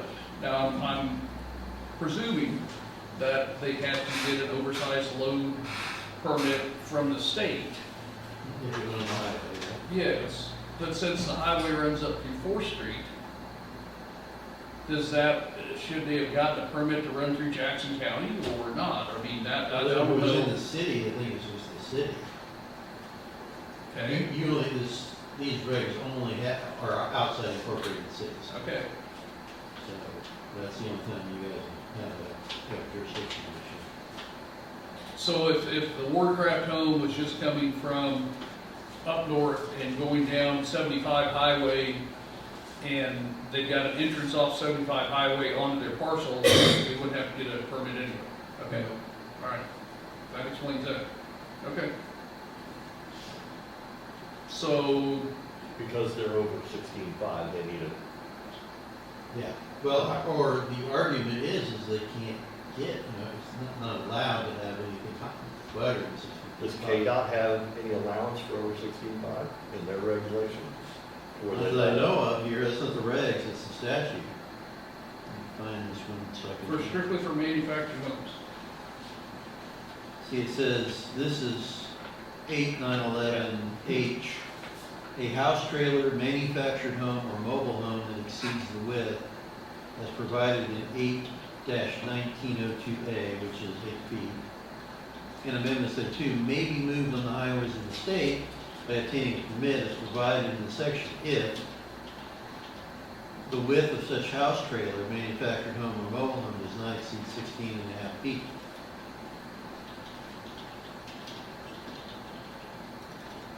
So, I mean, that's the first thing. Okay, so, from what you were reading from our regulations, are you saying that we maybe need to look at changing those because you're kind of saying yes and no at the same time? Well, I think there's a lack of clarity there, that's for sure, in the sense that, yeah, it doesn't, I think it needs to say that except for, if it incorporates the statute, the argument is that it incorporates everything in it, and therefore, you've got to take this, you know, interpretation would say you take the specific statute and apply it over the general. And the argument being the specific statute says the max is 16.5, and the general just says you can get a permit. so if this company comes back to us and they have a permit from the state of Kansas, then we can move ahead with it. Well, if they have a permit to go over 16.5 From KDOT. from then I'd have to look again because I don't, I mean, the way I read this, they can't. Okay. And I would say if they've got one and it's 16.5, then that's almost like, automatic. Okay. But Did they indicate to Scott, or Mary, or whoever took the phone call out there, just what the width was that they're gonna be dealing with? Yeah, it was 30, what did you just Oh, say? 30 feet. 30 feet, 32 feet? and this is a manufactured home, or is it a? It was Wardcraft Homes. is Yeah, what for they said. Warcraft Home, it's a manufactured home. I wonder if they got the number wrong or. I Are think- they going down the highway in this too? Is there any, I'm gonna guess they are if they're coming from the factory. I think Scott needs to call him and get a little bit more information, see what's going on, because I can't even imagine a 30-foot load going down the highway. And then, or get us a route, because that may be, you Yeah, can't go down the highway, so they're saying, let's just barrel down the county roads. I mean, we've got what here? We've got probably at least 22 feet right here. Well, but you're right of way, what, Well, that's what I'm saying, so we've got at least 22 feet in this room and try to take that down the highway and go down some country road and, you probably don't have 30 feet. no. That's what I was saying, Scott, there's some roads that we couldn't get a 30-foot load down. So, yeah, I think we need some more information on that. So, yeah, and I would say that's, and the answer to them, my answer to them right now is to say, I don't think you're allowed to get anything over 16.5 feet because we incorporated that and that controls. And that's been a few weeks ago, I'm surprised somebody called back. Yeah. He inquired more. Yeah, you and me both.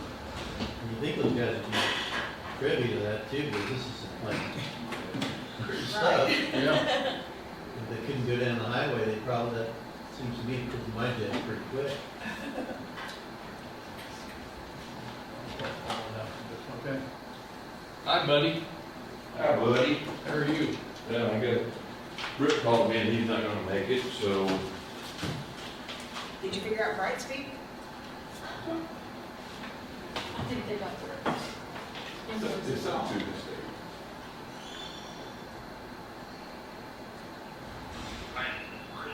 Hey, Brett, this is Pat. Hey, Pat. Hey, are you ready for your little meeting? Yeah, I think there's a bad connection. I can hardly hear you. You want to try to call me right back? They were calling this one. Yeah, I'm gonna have my wife call you. All right. Seems weird.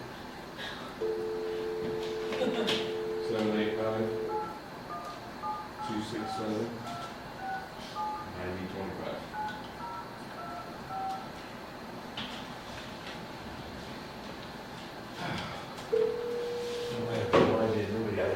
Brett, Oh, much better. okay, we got the county commissioners and Patty here with you. Okay, perfect.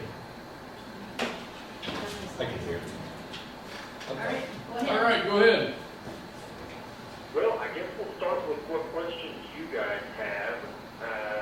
I can tell you that you have a leaking coil on your chiller. And I was given a couple options for repair or replace. And I guess I'll take any questions that you guys have at this time.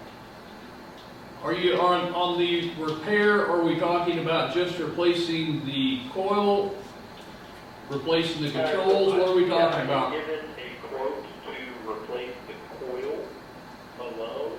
I didn't give any options for replacing the whole chiller. I think that's a little overkill for what you guys have going on. So yeah, my quote was to replace the condenser coil alone, and then obviously replace the filter cores. When we do that anytime we get into the refrigerator system. Okay, and what was that quote?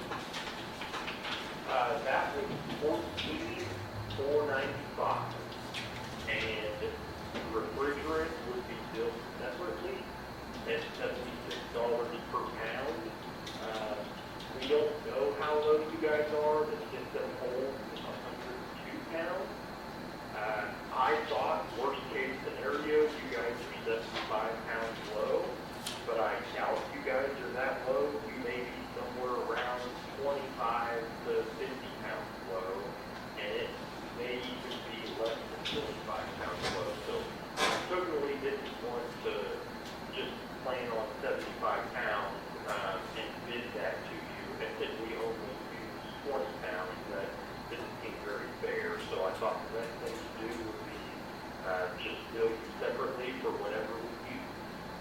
That sounds good to me, and you recover everything that, originally, and then put it back in and add to it, correct? Correct, Okay. yes, that is correct. Alrighty. I'm personally myself, I'm not in favor of the repair, of the old coil. I think that it needs to be replaced. Do you know how old that coil is? That coil would be original to my knowledge of the unit, which, let me see, just based on that serial number, I'm thinking that is a 2004 unit, Okay. but let me look this up real quick, I can verify that for you here about 36.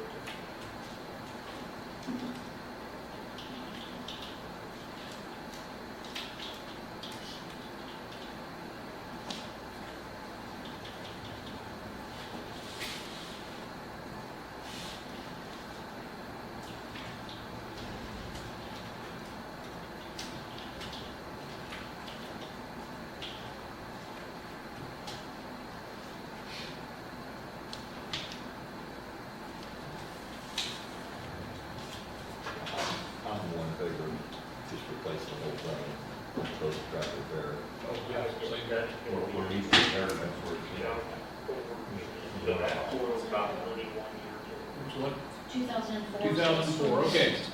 All right, so, and well, I've got you here. I would like to have your opinion.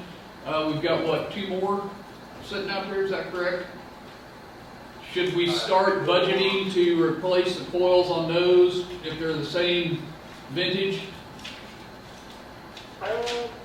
To be honest, I personally wouldn't replace it unless it's leaking.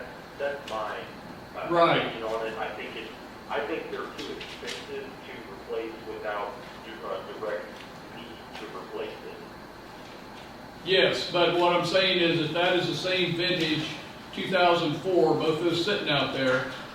Would you recommend starting to budget? Because if one went, the other's gonna go follow suit, more than likely.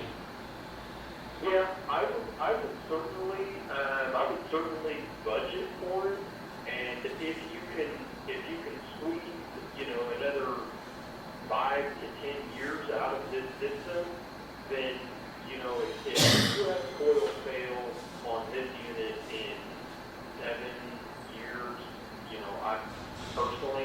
I'd probably start looking at replacement.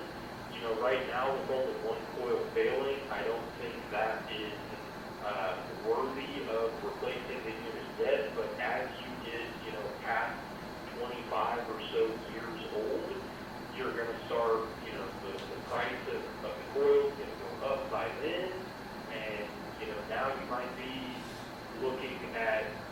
considering replacement when you get much past 25 years old. So, while I would say yes, start budgeting for replacement of another coil, that may snowball into budget for replacement of the chiller. We're just going to start, it's going to start getting harder to get parts as we keep getting further and further down the line. Right. I think you guys have had pretty good luck with these systems. I don't think you guys have had to drop a ton of money into repairs, but as you approach 25 years, if you have to start dumping quite a bit of money into repairs, it's probably going to start making sense to look at replacement. Okay. Anybody else have any questions? All right. Hey, Brett, I got one question. Yeah, Right, I got 2. I mean, how soon can this get done and how long will it take to complete it? So when we started, I would plan for probably 2 days, start to finish, and I think that when I quoted this, the coil was readily available, not here in town, but, 3 to 5 days out, it wasn't anything like weeks out or anything like that. So I would imagine that from the time of approval to the time that we can start and finish the job, we're probably looking at 2 to 3 weeks. Okay, how, you said something like you'd have to bring a crane in? Yeah. How many days would that be here? Part of our scheduling dilemma as well, we're gonna be kind of reliant upon when the crane can get there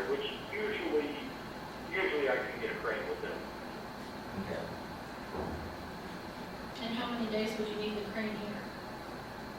We would only be there for the first morning that we're there.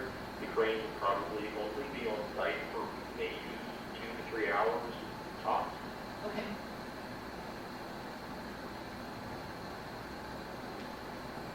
All right. I have no more. I don't have any more questions, I don't believe anybody else does either. Thank you very much for your time and the information, I really appreciate it. Absolutely, thanks, guys. All right, thanks, Rick. Bye-bye. Yep, bye-bye.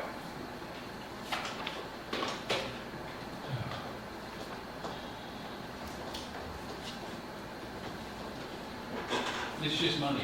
Yeah. All right,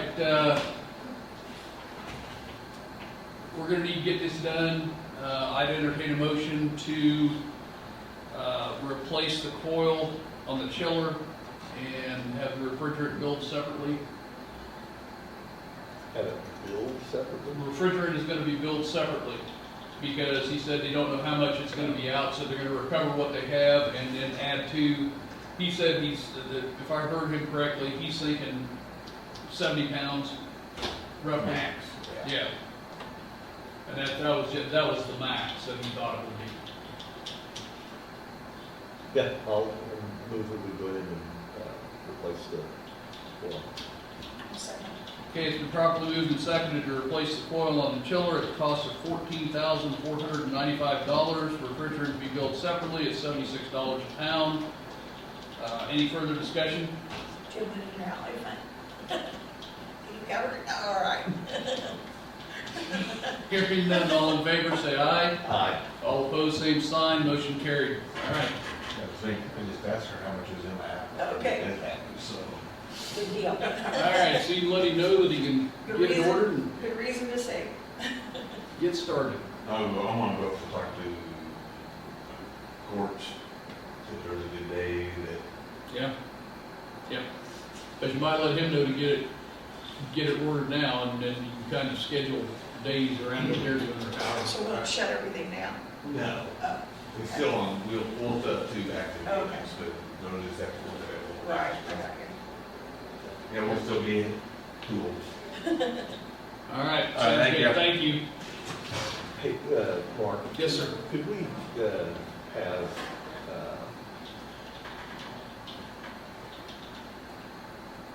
from zoning planning, Jamie? Jamie, thank you. Could she bring down a copy of what is given to revitalization, unless you have access to it? Revitalization, is it on the I website? think it's on the website, isn't it? Maybe, let me check that. I just want to look through what is given to the individuals. But these ones 'Cause I are have- old ones, not the new plan, right? One of You them, got both of them you there. have both. Okay. But I meant what they gave them before as to now. Right, Okay. I'm looking for the way it's worded. So, Okay, okay, I got it. No problem.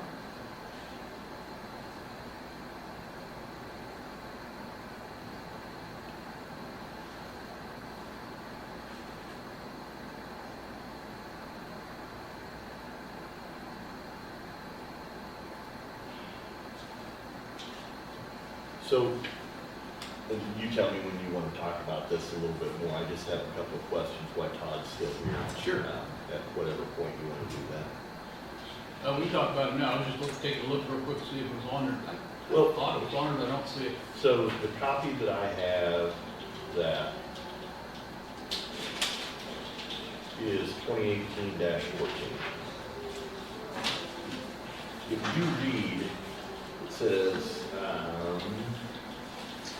all new construction, the highlighted piece. All these rules down through here, if you read up to the top, criteria for eligibility, correct? Uh-huh. Okay? So if you go in and you apply for revitalization, and they go, well, you didn't pay your property taxes last year, you're not eligible, Correct. okay? But if that individual goes upstairs and pays their property taxes and comes back down, are they eligible? See, all this talks about on this old form is eligibility to apply for it. It doesn't say in there and you guys read through this, Todd, if you have a chance, I don't see anywhere in here where it says, if you come out of eligibility, if you violate it in some way, you're no longer eligible moving forward. It does in this one, the new one, Read the, because okay, when you look at this, read number 2 right underneath that. number 2, Yeah, that's what I would want to. To maintain its eligibility, such parcel must continue to remain in compliance with all zoning and building codes, rules, and regulations during the entire period of time the parcel remains eligible for rebates.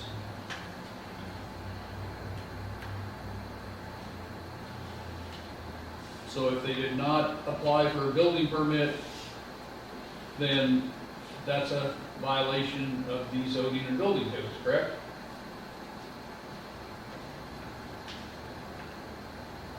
So, I have a question. Yep.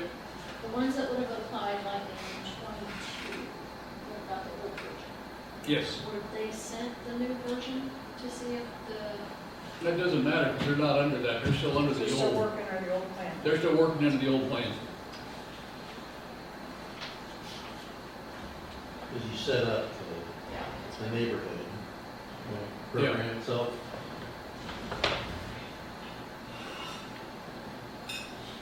Did that answer your question on that, Keith? kind of. Okay.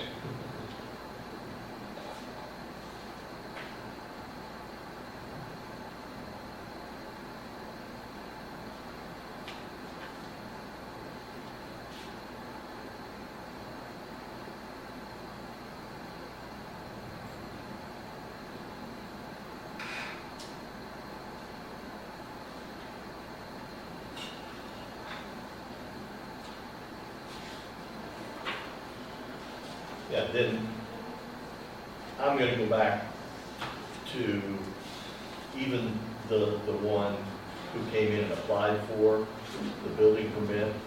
Hmm? They shouldn't be eligible anymore either. Okay. I mean, that's the way you I guys mean- feel, that's fine. That's my opinion, because I think if we're gonna be this, oh, thank you. Yeah, I struggle with all this. I wonder, So then, the ones that, so are you going backwards then, if they've already gotten revitalization money, or are we're you gonna gonna, take that they back. will pay it back? You're gonna have to then. But, How you gonna do that? I mean, seriously, how you gonna do that? I don't know, that's, Yeah. if they're in violation, are you gonna make them pay it back? but they just now decided to check that's what I was gonna say. these that things wasn't out. on us, or It's the- not, those people have done wrong, but yet it's our fault too. Yeah.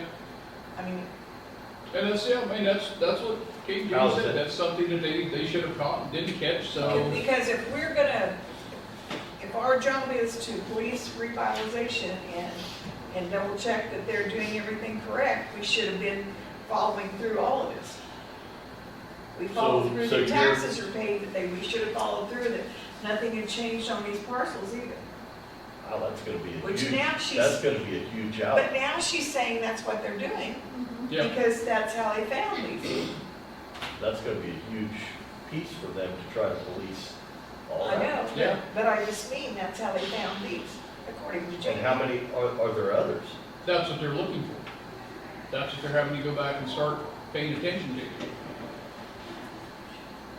I'm sorry, but I think at some point they just need to move forward and we need to not try to go backwards, but I don't know.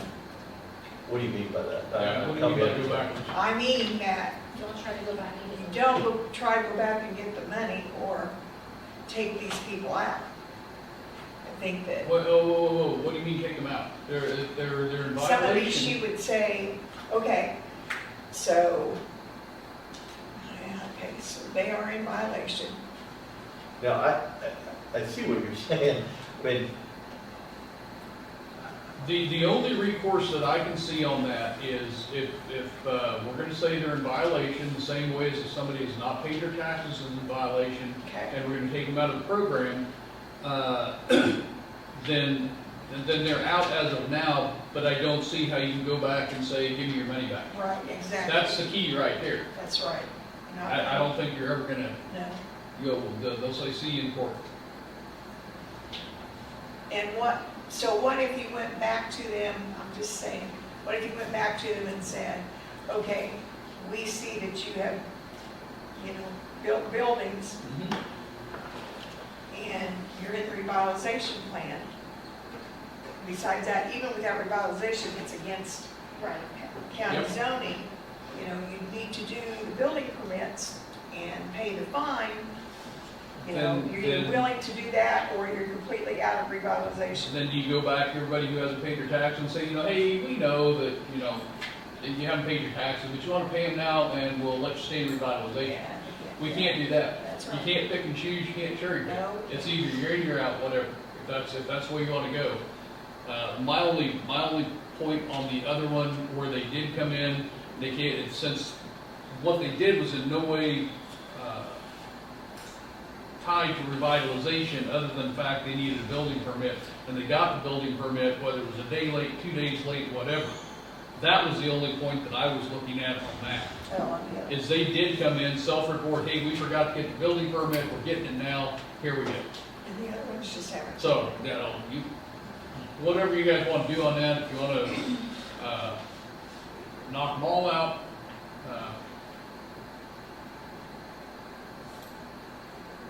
but we can't pick and choose, say, just because you didn't pay your taxes, you're out, but, well, you can come back in and buy a building permit, we'll let you back in.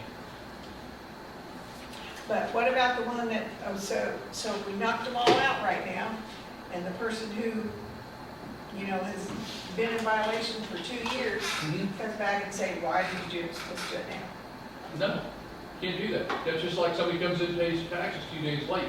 You gonna let them stay in? You No. can't do that. No. Well, that's an interesting question. Were the new improvements assessed in taxation of property? Meaning they look at this building and say, well, they built the building and now it's worth $10,000 more than it did before, and we'll tax you on that basis?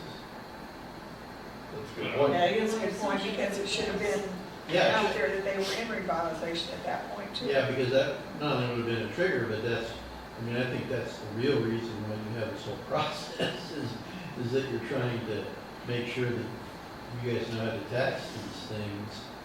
Part of it is to compliance with zoning, but that's a Because it big one. changes value in it, yeah. I think that's probably the 2 points where you kind of late in the zoning process, like you said, no building permit, 2 years later, there's 2 things. One, you didn't value the property, second of all, you've got like a place that's built like crap and nobody inspected it, and it's gonna burn down, right? So, Yeah. and revitalization is probably implicated in both those scenarios. You wanna build good buildings in the area that's already collaborative. Because really, it should have been caught at the point of certifying these, because the value should have changed out there. But unless they do like a visual site inspection every time, do they? But They if it's use an ag building, Eagle it View. isn't audit. Yeah, that's true. It's just residential. It's just residential. They use Yeah, Eagle View that's right. and it's supposed to notify them when something's out of, something new New has is been built. built. It recognizes that based on prior. Yeah. So basically, the buildings they're probably talking about are agricultural buildings, I'm assuming. Not necessarily. Their garage and There's a stuff. garage, ag But it just building. wasn't anything that was attached to what they applied No, for. yeah, I No. don't think any of them They're are all attached. separate buildings, right? And that's where I think that, I guess we're walking a slippery slope on that too, because that is not really anything to do with the revitalization itself. Right, Other that's what than- I said earlier, Yeah, other than but it's Todd just- said it's based on parcel. Yeah, Well, that's just the way Yeah, it the was. word parcel is what and that- makes it In the whole right. So I think you're gonna have 6 people in here asking questions. I would be if I were that individual, but, taxes, you can't pay back something, you can't give a rebate on something you've never received. But, I mean, do we know for a fact that the people were all giving all of this information? You know, it used to be there were only, they signed off, Yes. the packet, that's why I say the packet that they give, has a place for them to sign. right, Okay. but Same. was this specific information in that packet? Yeah, this, Let's have it. It was? yes. I mean, we had Jamie bring one down. Yeah, I'm let's have saying it. the 2018, the old packet, not the new one. Yeah. I We can think have, all this was in there.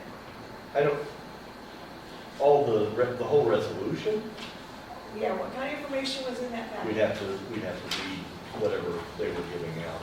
I mean, because You want the old pack. I want to know what was in the Well, old have them packet. bring those so we compare. Oh, sorry. I mean, there used to be a lot of I say this, but there used to be a lot of questions on revitalization. People did not understand it. I didn't want to begin with. I mean, they didn't. Pain in the butt. And we had lots of trouble over that I fact. agree. She's listening back to the And I bet I've talked to at least 2 individuals who were building brand new homes, and I encouraged them to sign up for it. They said, hey, no way. I said, why? And one of them used to work for the county. And he said, because all they want to know is what I'm putting in that house and how to tax me on it. And I go, but you're missing out on thousands of dollars of rebate. Don't care. I said, okay. It's hard to get across to people. They're gonna know anyway, they're gonna value it anyway. That's what I try to tell them. It's a new building. They're gonna come look at it no matter what, because it's, it's a brand new.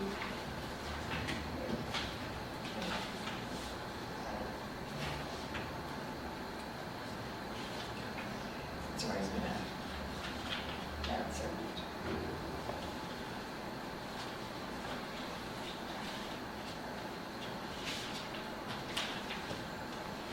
Okay, well, I've got something here that might be pertinent.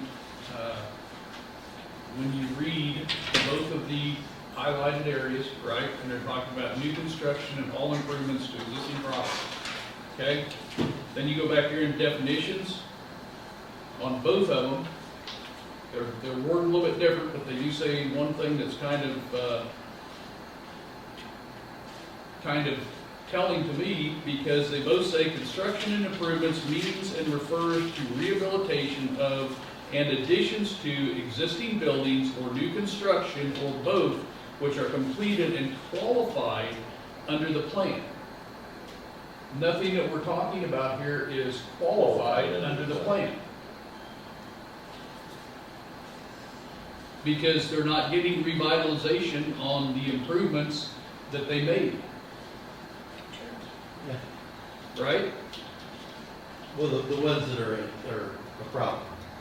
Yes, the ones that are a problem that we found here, but they're not, the outbuildings, the pool, Yeah. the garage, they're not part of the revitalization that they're getting paid back for, and that kind of spells it out to me right there. And that's kind of what I was saying early on.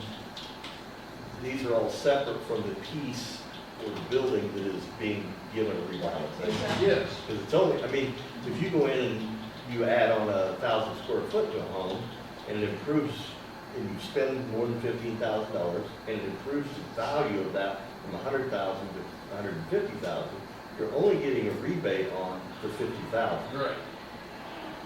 It's not on the whole property, it's not on the land, it's not on any of the outbuildings, so how, that's the part.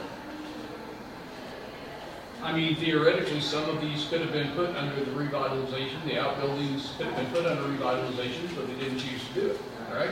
I didn't think outbuildings qualified. It has to be residential. Residential, okay. So it would have to be like a back house or whatever. So, It has to be residential. like I say, from me reading that right there, under the definitions, none of these are qualified under the plan. Even though it says back there, all new construction improvements to existing property must comply with all zoning and building codes, or you're out. Well, none of these qualify under the plan, so I don't see how the heck you can Yeah. qualify both statements. You see it that way? Well, I mean, it's almost like probationary thing, it's kind of like, you know, I can see the logic of saying, you know, that. How you doing? How are you? Hey, good. The logic is that you don't want properties to degrade, you don't want properties to be getting worse. Yeah. But you're not, people aren't doing that, I mean, you're building on You know, we could argue from one page to the next. We'll pick it up. Yeah, well, If you want to. If you have someone license behind Yeah. you too. it. Yes. What to you? The remote. Well, I think we're gonna need the cord for it too. It should be behind you in the drawer. Like the remote? Yeah, look in your field. Mark, just a couple minutes for recess. yes. King Sharon, that's Kenny. Thanks for taking the time everybody today. How are you? Long time no see. Good, yeah, absolutely, doing good. Happy Good. Memorial Day, or post Memorial Day. Hope everybody had a good weekend. It rained all weekend. I know, You I go know. up to the appraiser's office and ask them whether they left it. Hey, Christine. How you doing? Sorry, good. I don't see any down there. I did that, I went to where we are. No. Just issued 45 between 2 days. What are you hunting for? Cord, The the cord. mighty cord. Why don't you put it down in the drawer last time? They didn't take it over to Memorial Hall, I did say, they? I clear Memorial Hall, you know, that Well, one we got time. a second one. Oh, okay, Yeah. so, because they couldn't get stuff to work that one time.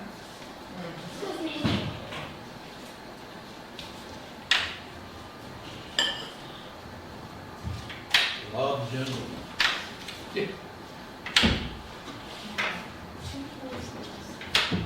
Yeah, when I went back and read those definitions, that kind of, like, we're contradicting ourselves. Just gotta find it. Hey, all Yeah, good. I think I think, you know, Yes. one little piece, you know, Yes. I mean, it's a separate part of it. Well, we have two cords. You need to pay your taxes. Yeah. Is it directed to or? Yeah. Oh, cool, Yeah, awesome. keep- Yeah, I don't think Why, that's. is it zoning? If this is smart TV, you might be able to drop it. Oh, yeah. Yeah. I'm sorry, I'm not that technical, so. Yeah, that's kind of- We'll wait for you to find the circles. we couldn't move to a single. You are correct. They were on my. Hadn't thought of that. Hello.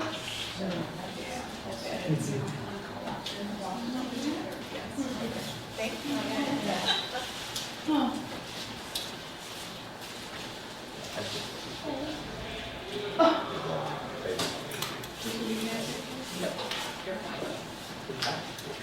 We're still trying to find the cord.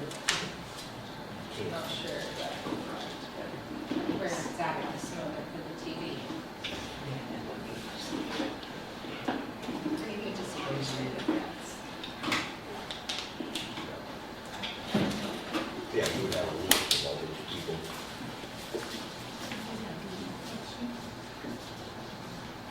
No.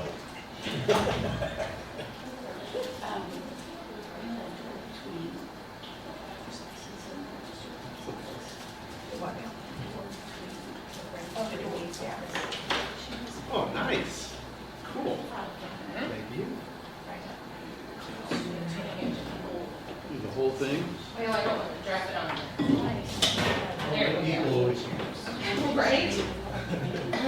It's on, yeah, that is. Perfect.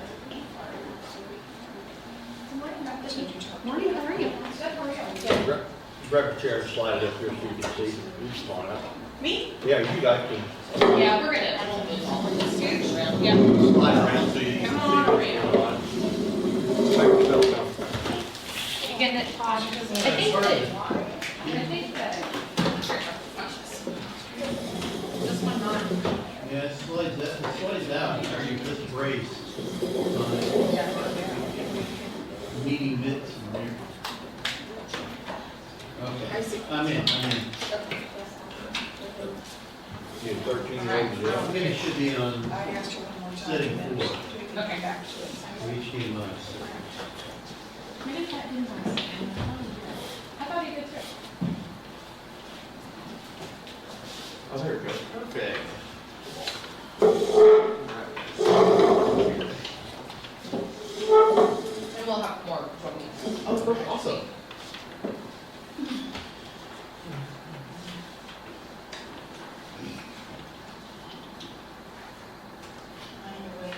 No, you are fine. I'm gonna stand.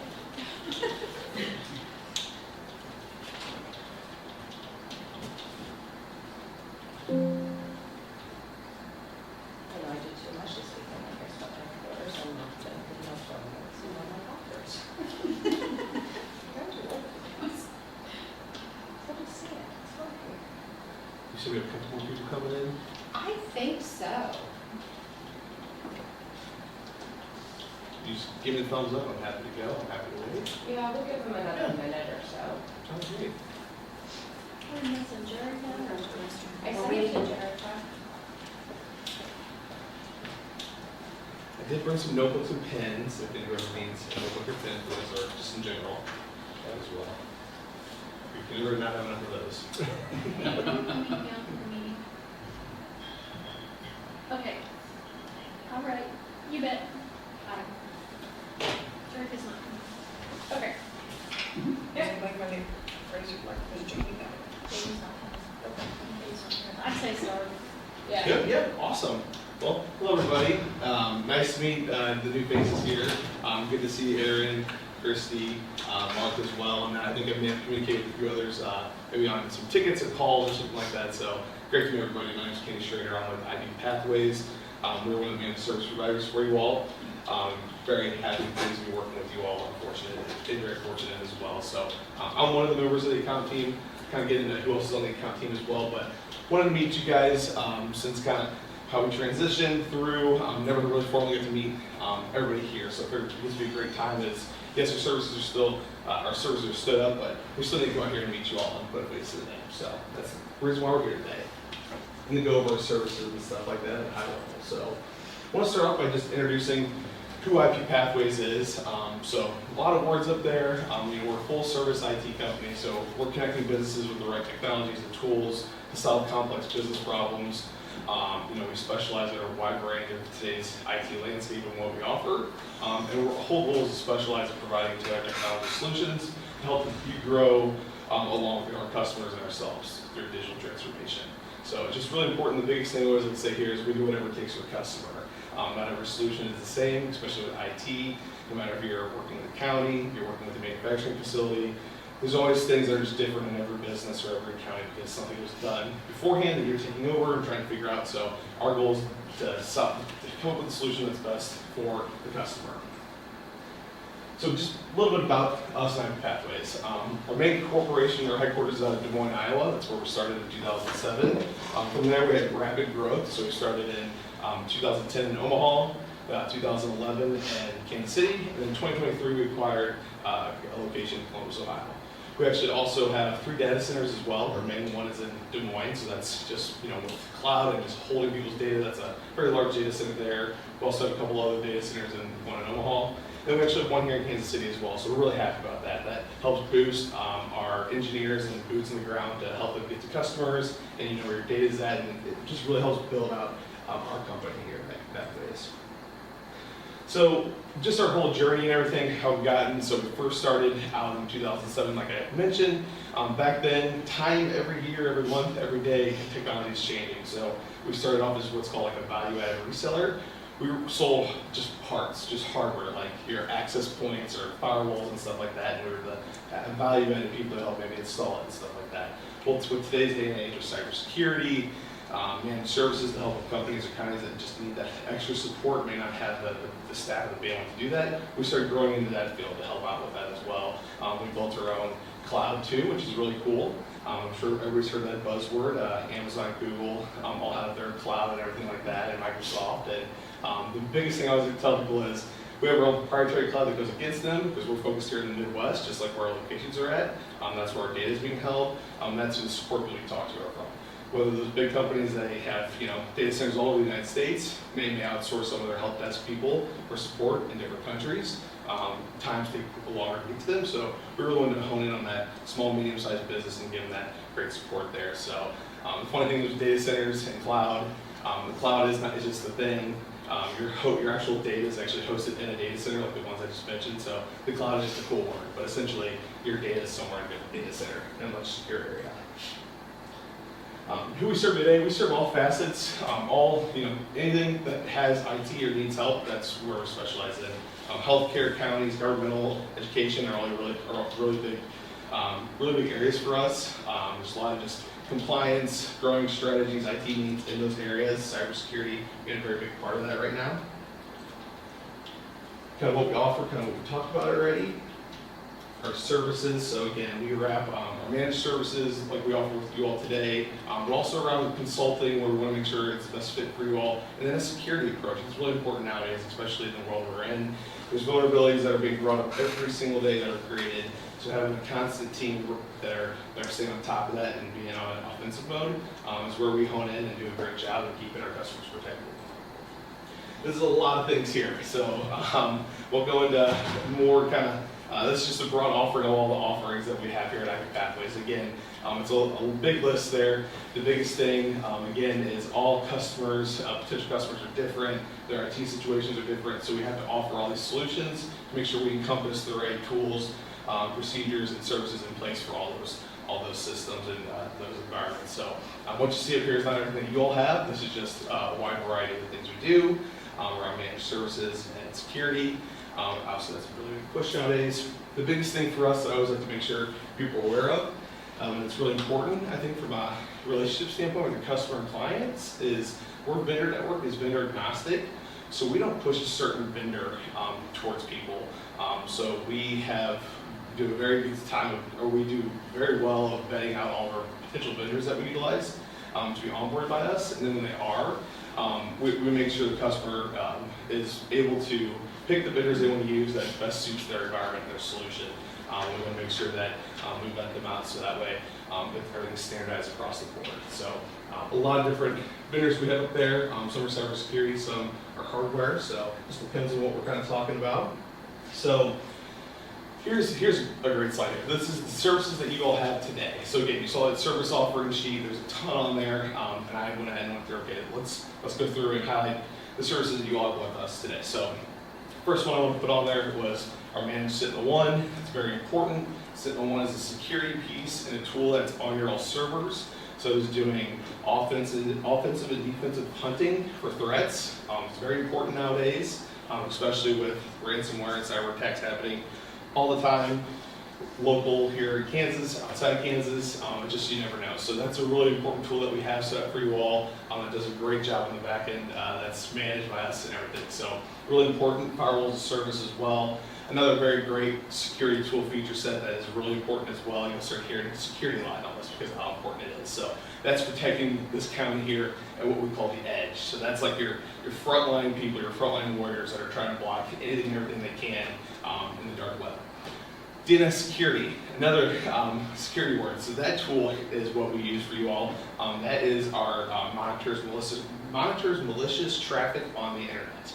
So this is very, very important because, like I just mentioned, every day there are new vulnerabilities that are created every single day. You could be on an internet page with, Yahoo.com's finance page. They may have an ad on there on the right side that says click here for shoes or something. You click that ad. That ad could be malicious. So our DNS security evolving every day, utilizing AI, blocking malicious ads, blocking malicious secure sites that we don't want you all to click on. So that's offensive technique as well, and defensive too, because we have websites and categories like maybe gambling, some buzzwords, firearms, stuff like that, that people type in to search. We're going to block that out immediately so they can't get into those websites. So it's really good to keep that forefront. Another layer of security here, and these are all layered security things too as well. This one's for the users. It's called Cisco Duo. This is multi-factor authentication. The biggest thing here is it is one of our first layers of security, and it takes a little bit to get your users on board with this. And there's different varieties of doing that with like tokens and passwords and emails and all that. But what's really important with this is like your most vulnerable people and asset in a company and county is your users. People are always trying to phish, is what we call it. Always trying to trick the people on the other end. So with their Cisco Duo multi-factor authentication, when you're logging in, when you get a ping or a hard token or whatever, say, hey, is this really you? You're securing that line into going into logging into your applications, knowing it is really you. Someone else isn't going on there and hacking and getting in and doing all those bad things. So backup as a service is really important as well. It's not only for security, but just overall in general. So from just maybe losing some data, we can go back and pull up backups that we have very well. But then even from a security standpoint, something where we compromised, we have backup schedules set up to where, God forbid that were to happen, we'd be able to go back and pull that information that we've backed up already for you all, so you guys can get up and running and keep this county moving. So there's a lot into that because it depends on how severe things are, but most importantly, it's to back up your data. Microsoft 365 and backup. So we manage that as well, again, for the backup reasons, to keep it safe and secure, or just if you're to lose some information, we can come back and find that. But also we manage Microsoft licensing. So Microsoft is a conglomerate, as you know, they're huge. The one thing they do that's very confusing is the licensing portion for emails and stuff.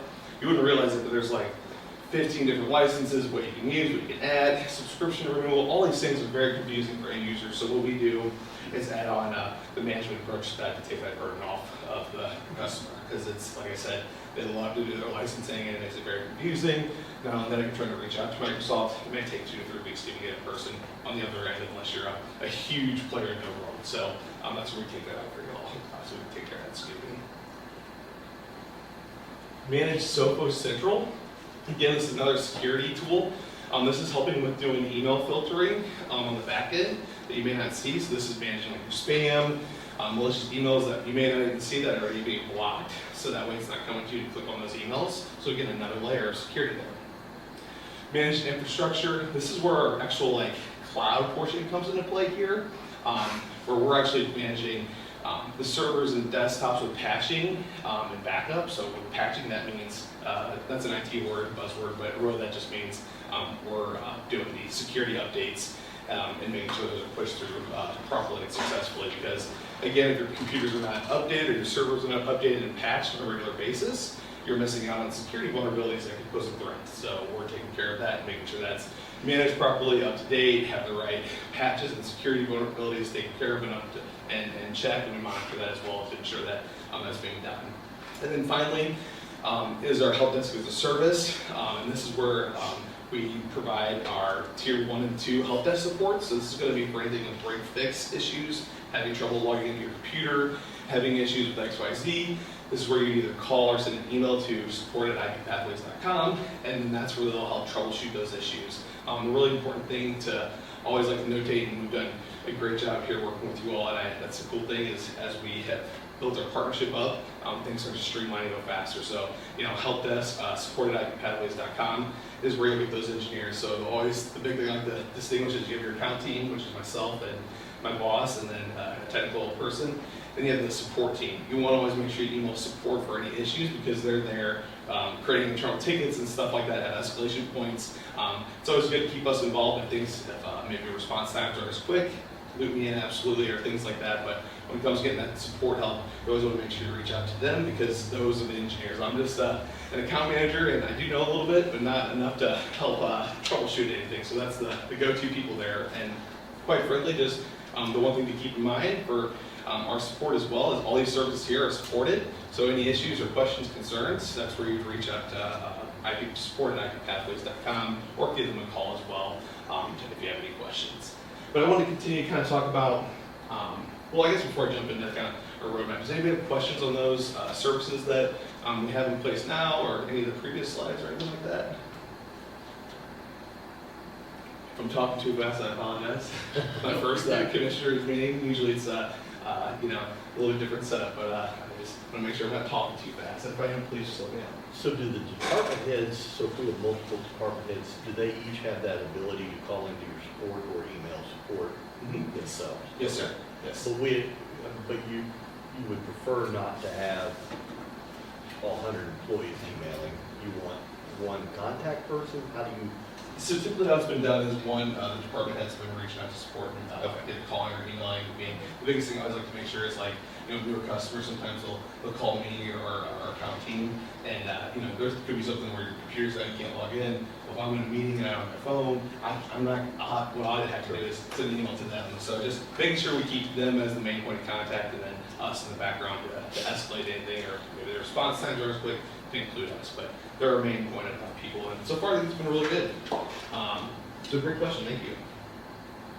So this next one is what I call the Jackson County, Kansas roadmap here. So what's currently going on, what's the future look like, everything like that. So currently right now, we're working to evaluate with Aaron and team on the Windows 11 upgrades for certain computers. Good thing is some of the computers have been able to be upgraded without needing new hardware. So we're working with our support team and our deployment team to make sure we get those updated and upgraded by the time the October deadline by, again, Microsoft Windows has, to where they won't support the Windows 10 machines. But we've been in tandem with that, and we're making good strides there, so that's really good. Further build out Jackson County, Kansas security posture. That's a really big word for us, the posture, your security posture, because it's not a one-time thing, it's something we want to always constantly work on. So that's something we want to make sure we're always building that out, and then also on the forefront of any new threats that may arise. Continue to streamline and utilize our support team to resolve tickets. So at the end of the day, as we keep building our partnership, which has been great, is making sure our support team is staying accountable by getting back to you in time. That's where we come in the loop as well, but also continuing to streamline, because as they get to know you all, they're going to know areas in this system and the infrastructure better, and tickets will close faster and all that as we continue to grow our partnership. The last thing I find is very important to me, and passionate to me as well, is continue to serve Jackson County's as the trusted IT partner, and work with you on future initiatives to ensure your all IT environment is up to date and secure while being fiscally responsible.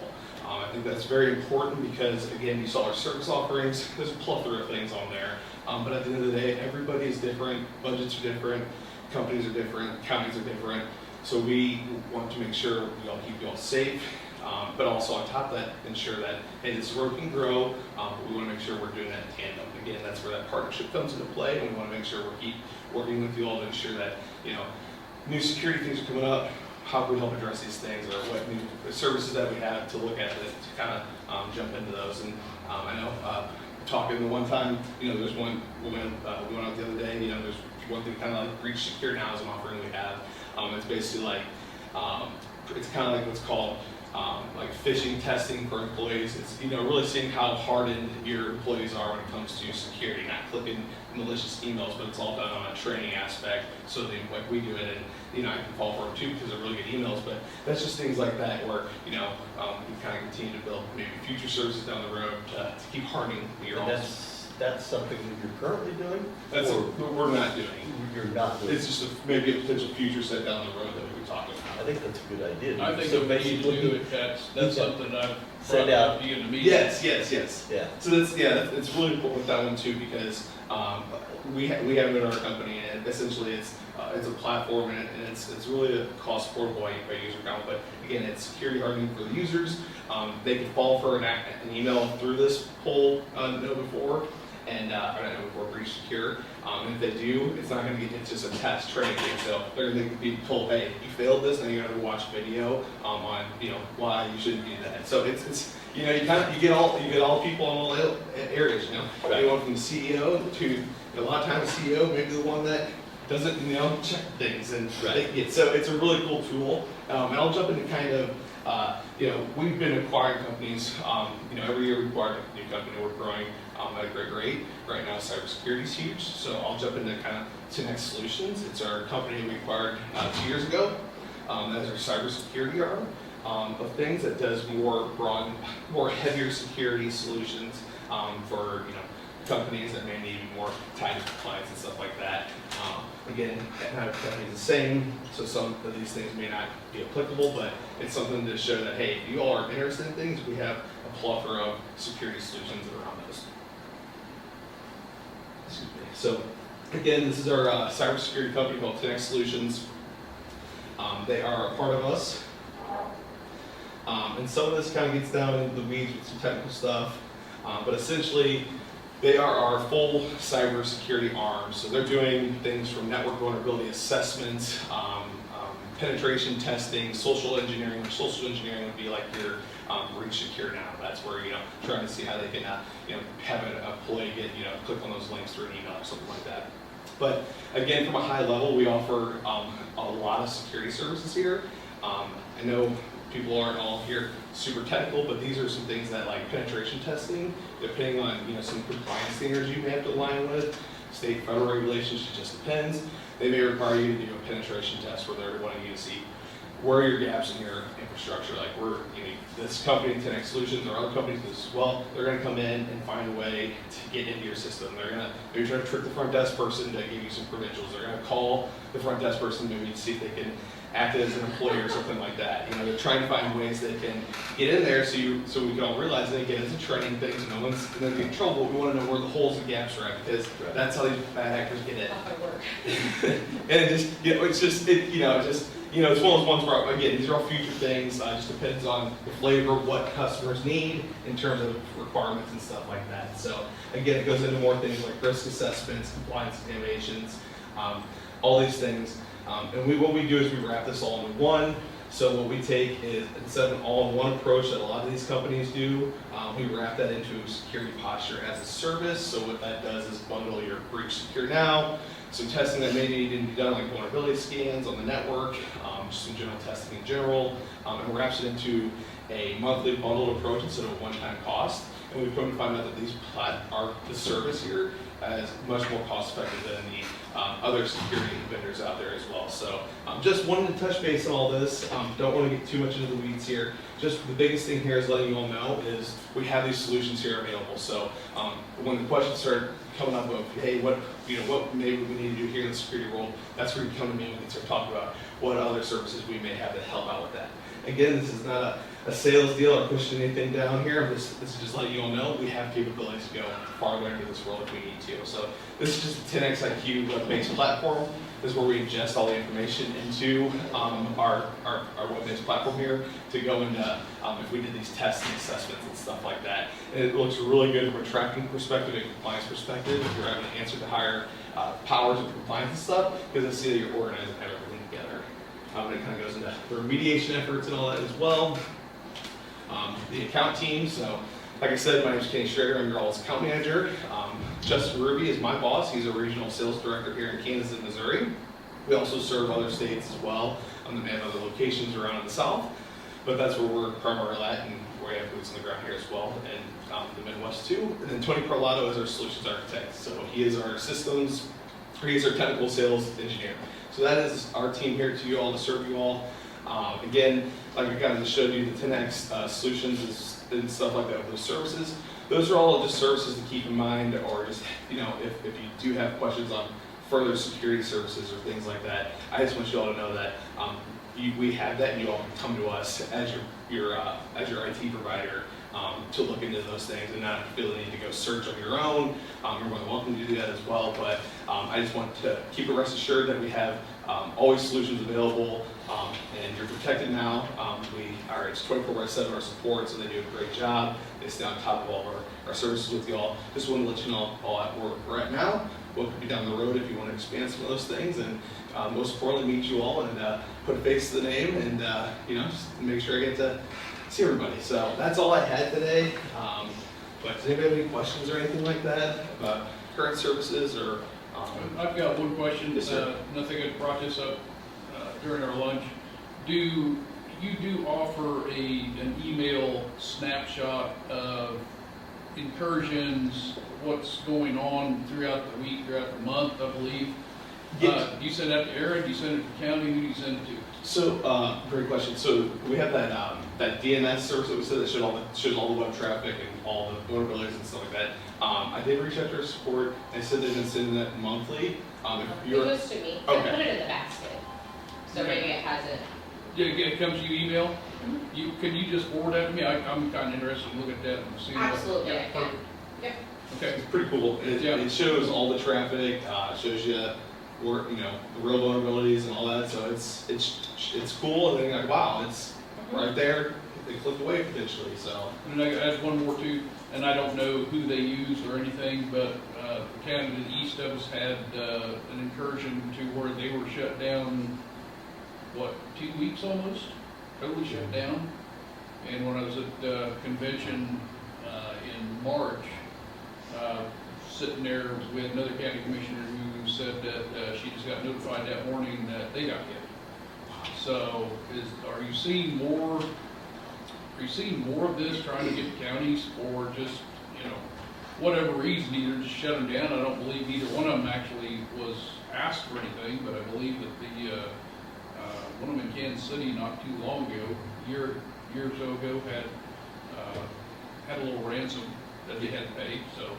Absolutely. So we are, and it's a great question, so thank you for asking that. So yes, we're seeing them, and the biggest thing for us to keep in mind as well is we focus on small, medium-sized businesses. So I have several customers in rural parts of Kansas, critical access hospitals. So they're hitting those as well now. So I think the biggest thing that we've seen, and what's nice with the 10X team is we get real-time information on all this because they have to correctly check all this, but they went after these large organizations for quite some time now, these hackers, and what it is I had a customer last year that unfortunately a user got compromised, and it was a Russian bad acting hacking group pretending to be a Ukrainian bad acting group, which I don't know why that matters, but that's what they do. I don't know. So, but they lock you down, like you said. It's very scary, very stressful. But what we come to see is these huge organizations like Oracle's or Amazon's or just big companies like that they try to attack. They have a lot of OpEx, CapEx expenditure money. So they know that they can buy the greatest and best tools out there. If you have an unlimited budget or a big budget, there's always some security tool out there that they're going to sell you on. I mean, there's a plethora of these tools out there that, if you have the budget for it, it's going to help you. So what happened is these hackers are lazy, so they're going to go after easy targets. So what they've kind of realized is some of these healthcare facilities out in rural areas, some of the counties maybe in rural areas, or just kind of in the Kansas judicial system was it last year. So they're finding the easy way in. They're lazy. They want to make sure they can go in and find it easier to get in because they know that that's going to be the easier answer for them. So that's the big thing now is they're trying to find easier targets, and they know some of these areas out here may not have that security suite that these huge companies have. They can get in quicker. So they can use social engineering. They can try to trick the people that may answer the phones or whatever the case is, do emails. So that's what we're seeing. It is just unfortunately they realize their targets are shifted. Okay.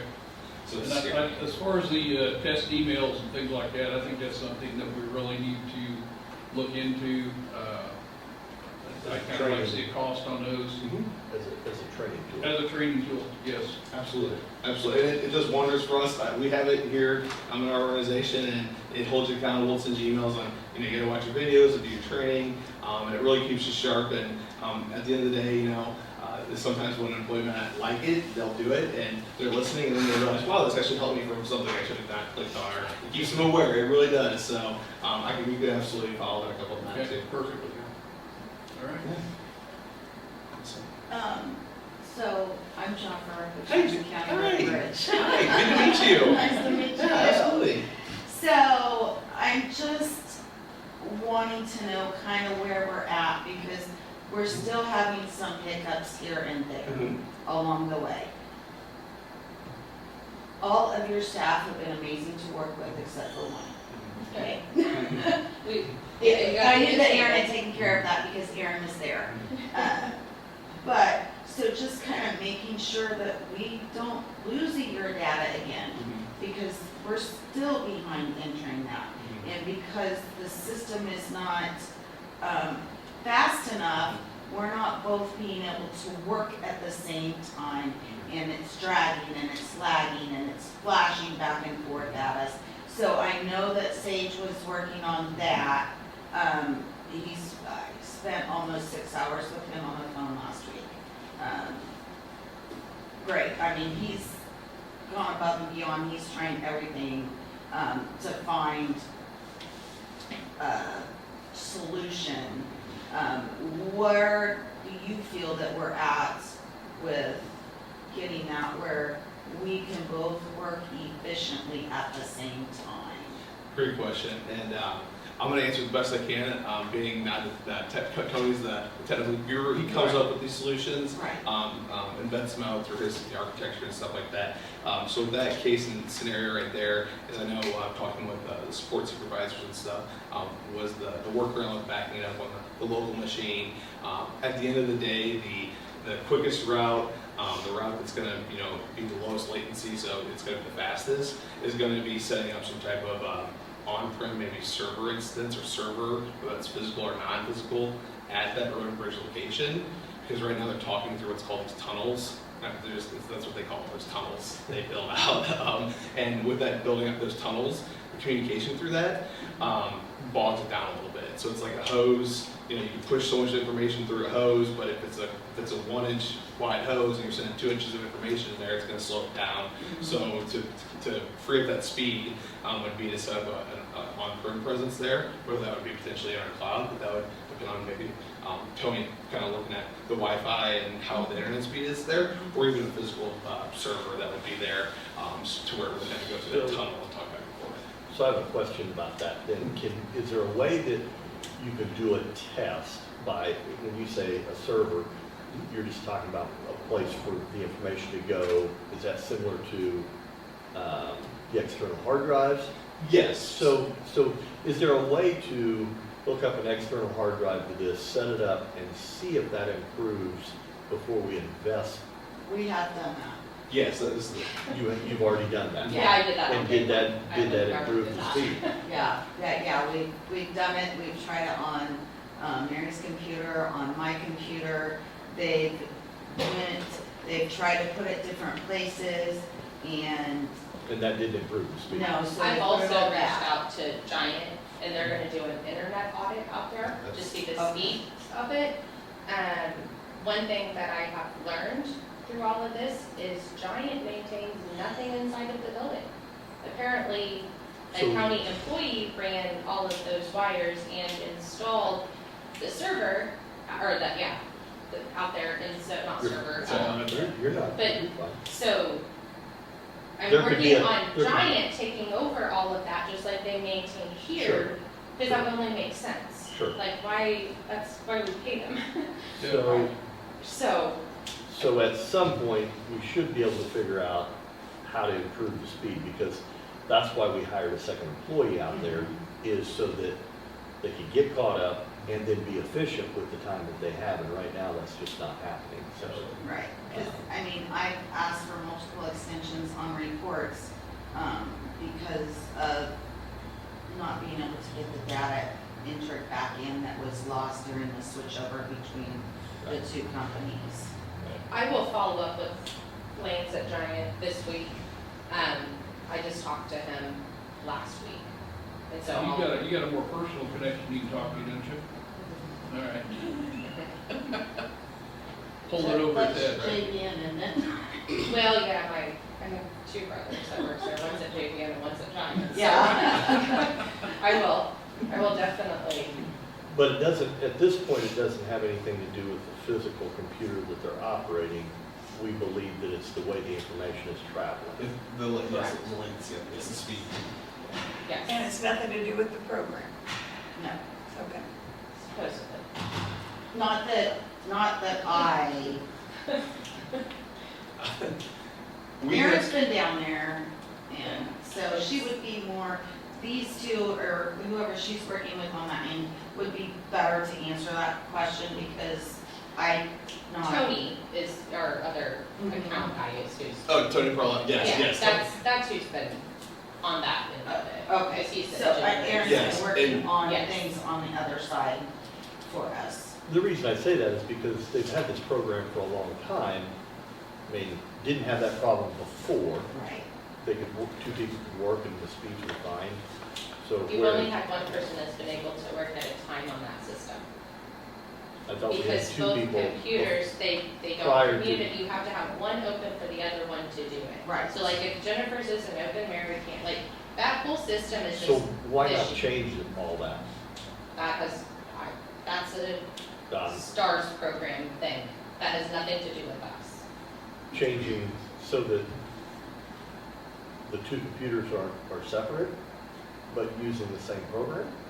But then they don't save, they don't communicate with each other. And that's all a STARS program, Yeah. that's not So it has anything to we be have on, control of. on your main computer In to this- have any additional runs run through there, or it doesn't save, Mhm. which may be what our problem was before. Yes. As to why you guys lost all that data. Yeah. And we talked about having the STARS lady come. She did. She did come, okay. How'd that work out? Did that help any? Did it go good? It was okay. I don't, are you looking? No, I'm sorry, I'm looking past you. It was fine. She worked out some kinks on her software.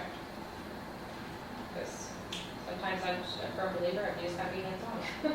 Yeah. Okay. I no more get here without too many. Okay. So, but yeah, no, that's Jennifer, I am in the process of that. I was out a lot last week, so Well, yeah. so, yes, that is in the process. Okay. And then this, the duo. We're still waiting on Matt to get back with us on the official start date. Okay. We had some back-end issues with Okay. our, I can't think of the name, Some our other programs. host server stuff, and, Oh, okay. yeah, we had to reset some stuff to factory settings, and, yeah.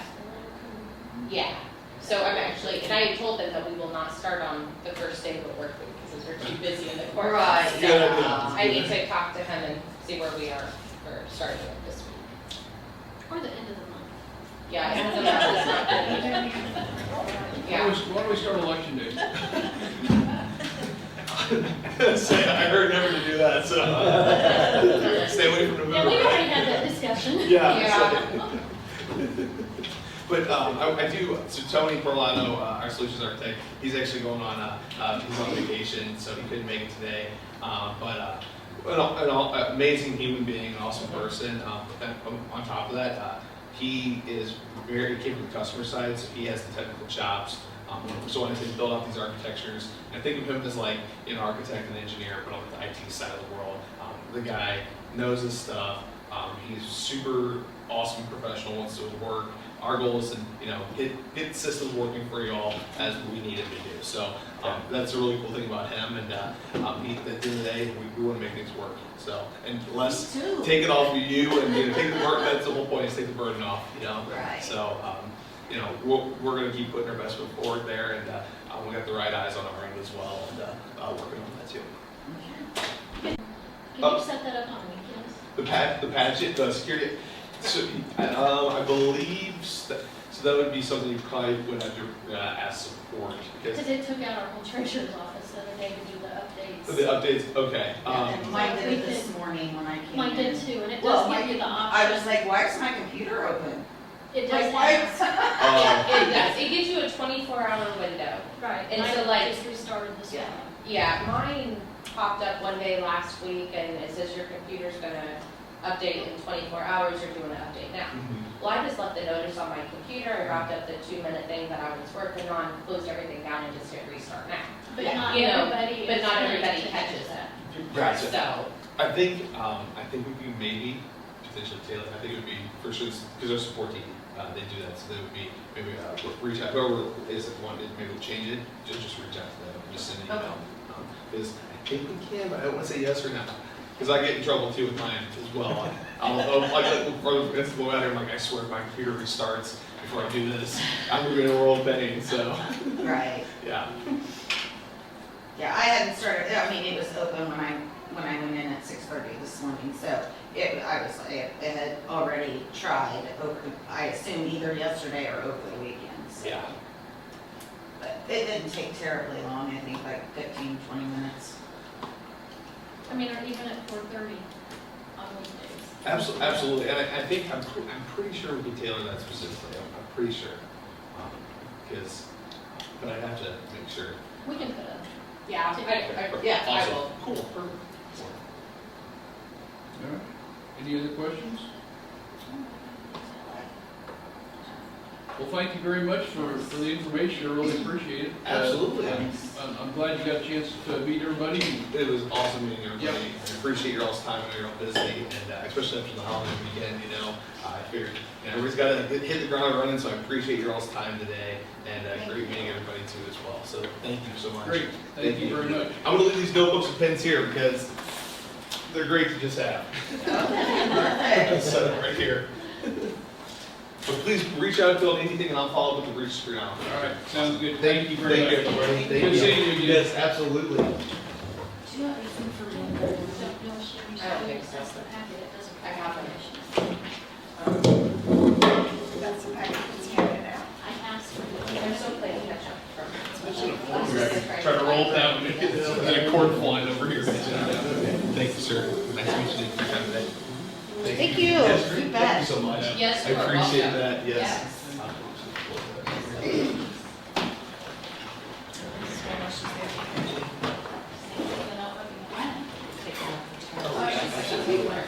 Do it 20 in there, something. I think there's, thank you, everybody. All right, take Thank care. Thank you very much. We'll see you later. Appreciate it. Thank you so much. Thank you. Thank you. Thank you, guys. See you, Jenna. Should I put this down in this drawer now? Thank you. Where it yes. belongs? Yes, thank you.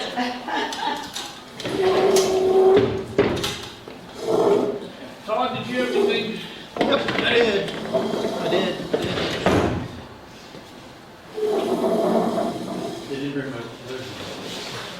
mine, extra mode. Yes. Jamie brought this down. That's right. I was just gonna say that.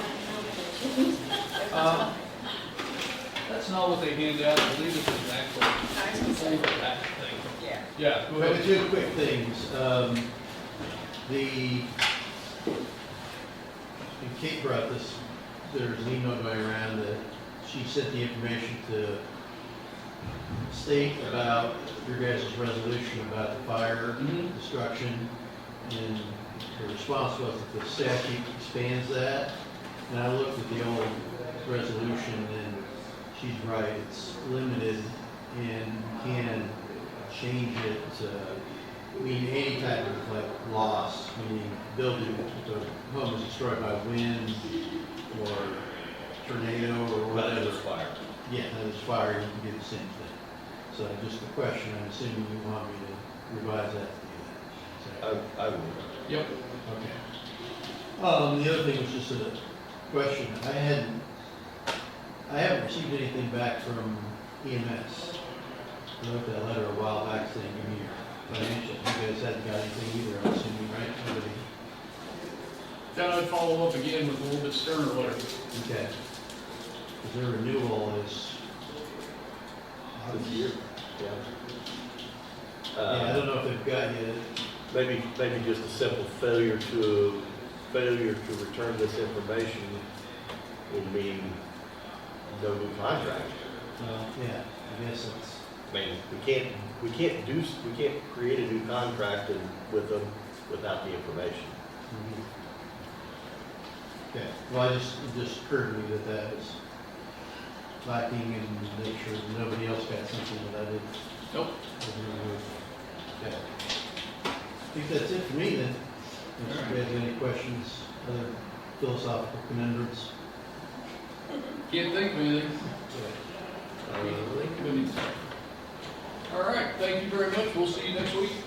See somebody tonight, I don't know. Yes, you will. Indeed. Should be interesting. Oh, yeah. What kind of meeting you got? Wonderful. Oh. What time?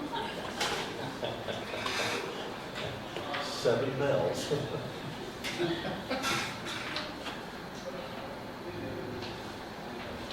right, we got minutes. Okay, we've made no definite decisions, you're just still in discussion on revitalization, correct? Yeah, at this point, I mean,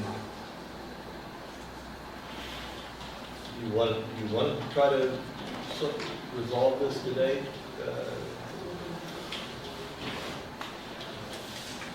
I mean, based on the information that you read and what you read, Todd, do you see a problem with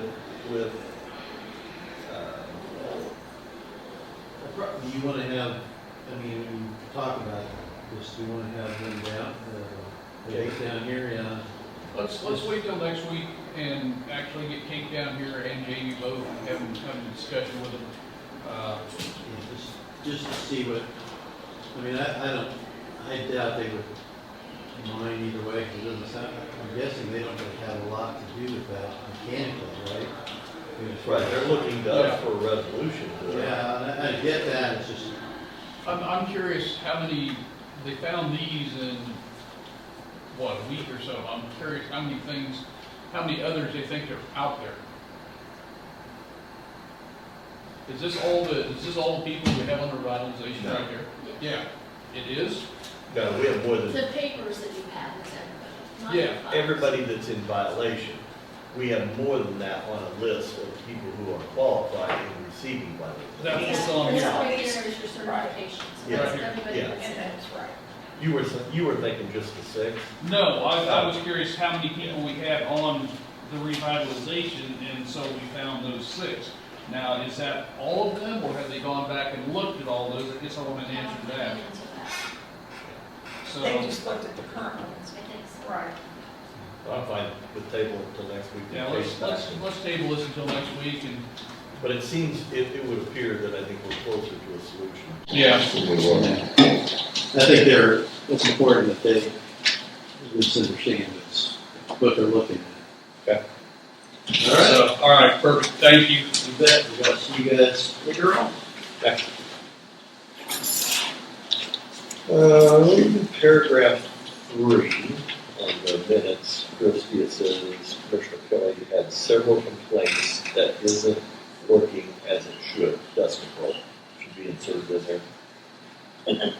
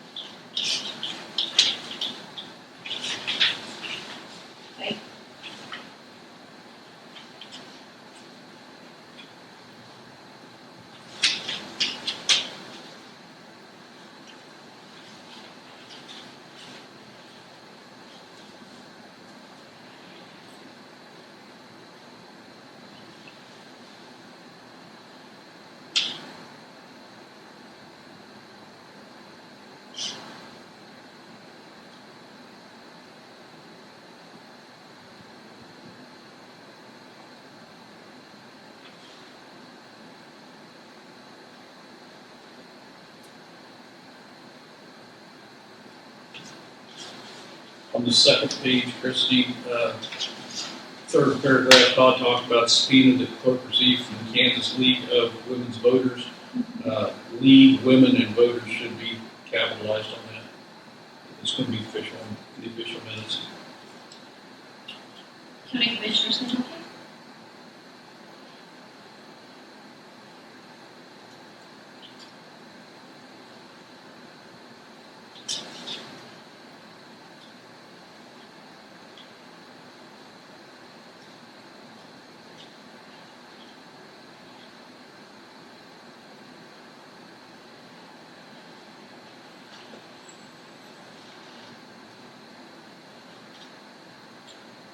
Do you want to speak with her on the phone? Or I mean, I can let you talk with the chairman if you'd like to.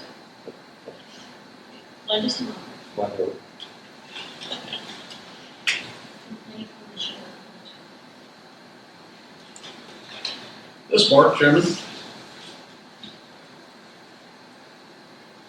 Yes, it is.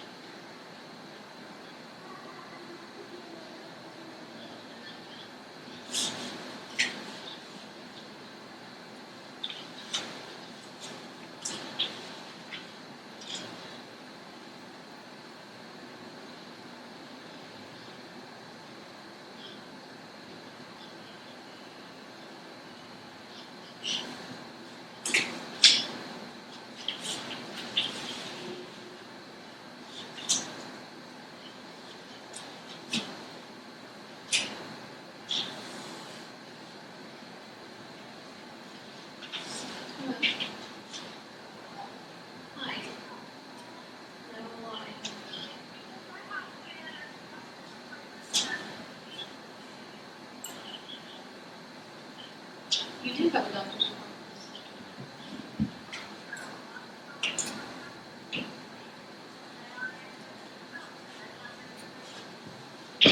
She's probably from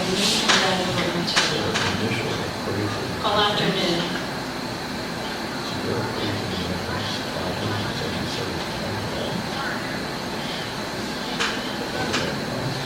Try calling her afternoon, she's probably very well. Well, she is.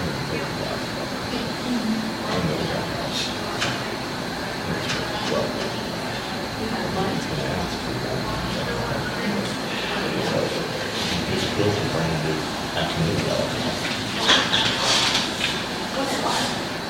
So, Where's the disconnect? that's interesting. I'm curious. Because that Mine topic is should- worth That that. one? The first one is worth that. Is there a phrasing, is it, it's like that, Well, but, only if you want to get on the No, you're fine. All right, don't. the ability of this one here. You build it brand new, there's outdoor, like you said, it's a full building. And it sits on 5 acres. Sunday, good job. I mean, yeah. Yeah.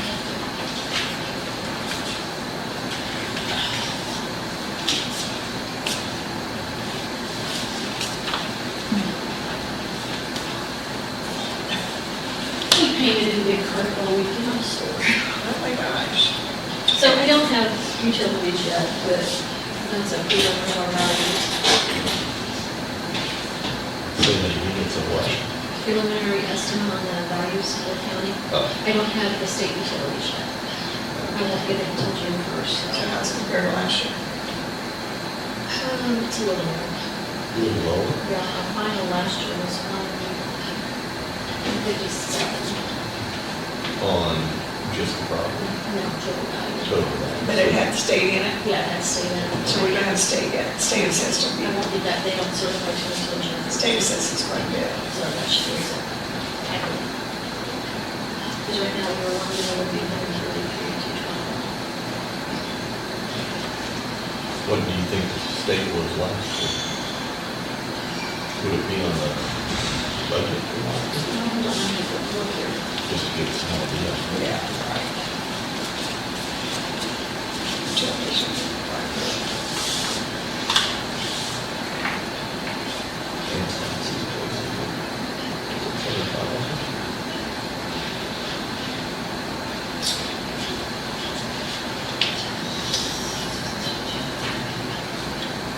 I had no families, flights with the best.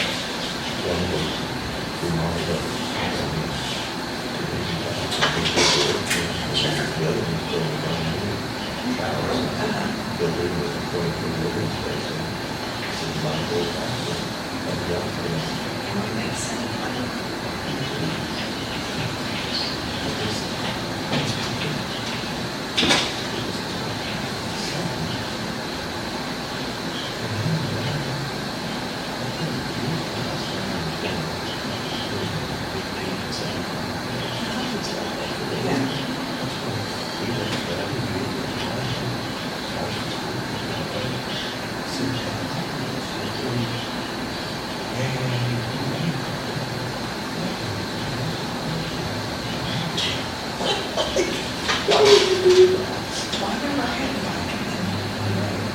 And he was from that direction, he was, so he was good brother, and he was, so, I have my opinion on it.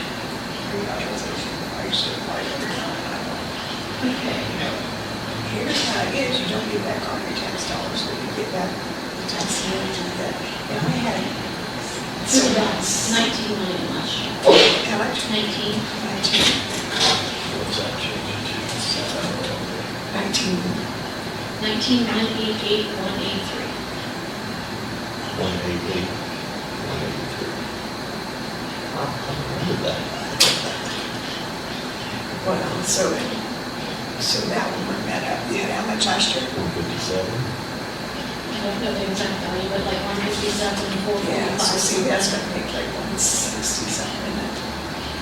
Yeah, it'll. And I think utilities would come in maybe even higher than that. Well, that was the July abstract amount, so November stayed the same, so nothing changed.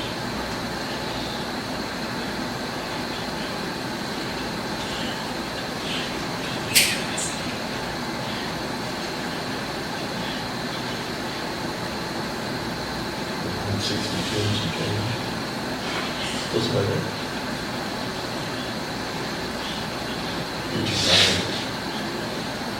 When we done this And then final? in 20, I mentioned many years ago, let me get where I'm at. Okay, we're doing 26, so for the 27 budget, the state's levy of 1.5 mils is gonna go away.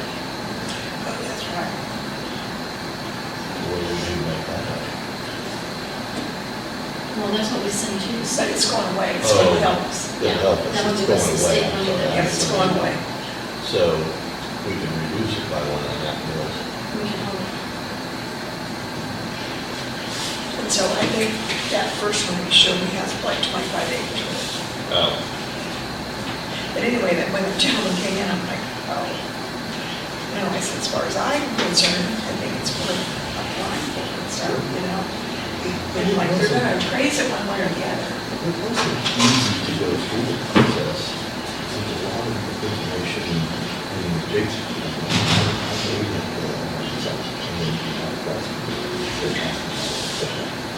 But he was able to do it for that. Mark Pruett from the office. And some people just think it's not anybody's business, what they. But still, it's gonna appraise at some point. Yeah, for Brandon, it's gonna help. It'll help him with business.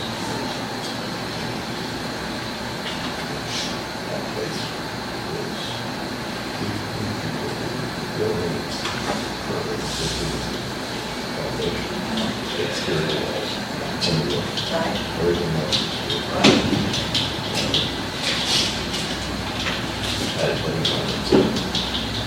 Really, he thought it was great, so it was 300. Gotcha. And so, it, like, put them on sweat equity, Well, sure. He did the. Exactly.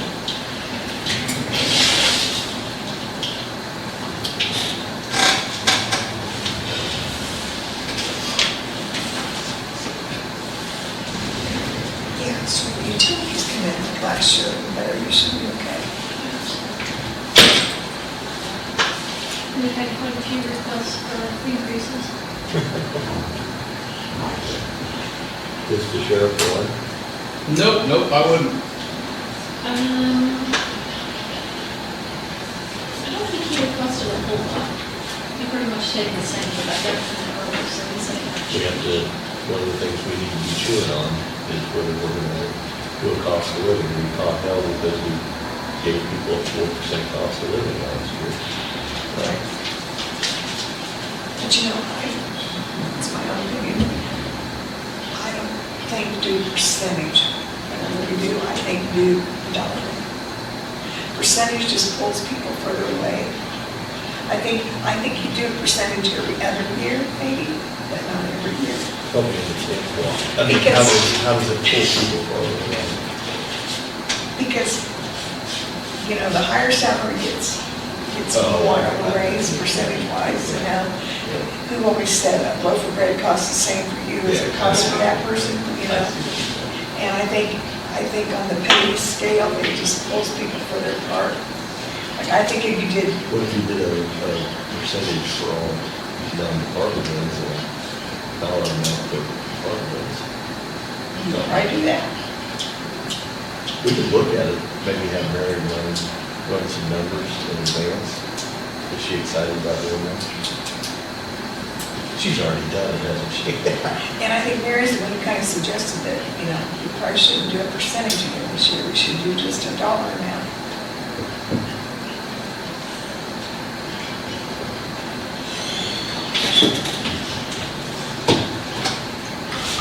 Did you listen to Lisa when she said she had it?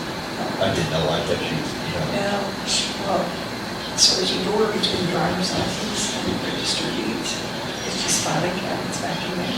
oh, And so when they have a person needs a wheelchair and a driver's license, sometimes you have to open up that side door to make the apartment and stuff in there. okay. And she said registered deeds and moved the filing cabinet in front of that door. And they can barely get it open. She's asked her about moving it. And she said she needed to, how'd she say, reassess it or read something. Anyway, Lisa said she'd asked her one more time, but she had a person this morning and she said, we had a terrible time. So, this is an easy fix. We just need to send an official letter from, an email from the commissioner saying that nothing can be in front of that door that violates fire code or something. Yeah, that would work for me, yes. As long as we don't have anything in any other office in front of the door. Let's do some checking, but yeah, get it. We have a voting class on the appraiser, but only during voting, you can still get it to the people now. She said, I explained to her why she had two people already, you know, just, and she said, one, this one was a large person, we really had a problem. Yeah, well, maybe it's violation of ADA, And, yeah, and we don't want to get fined. That's each other. Each other. Yeah.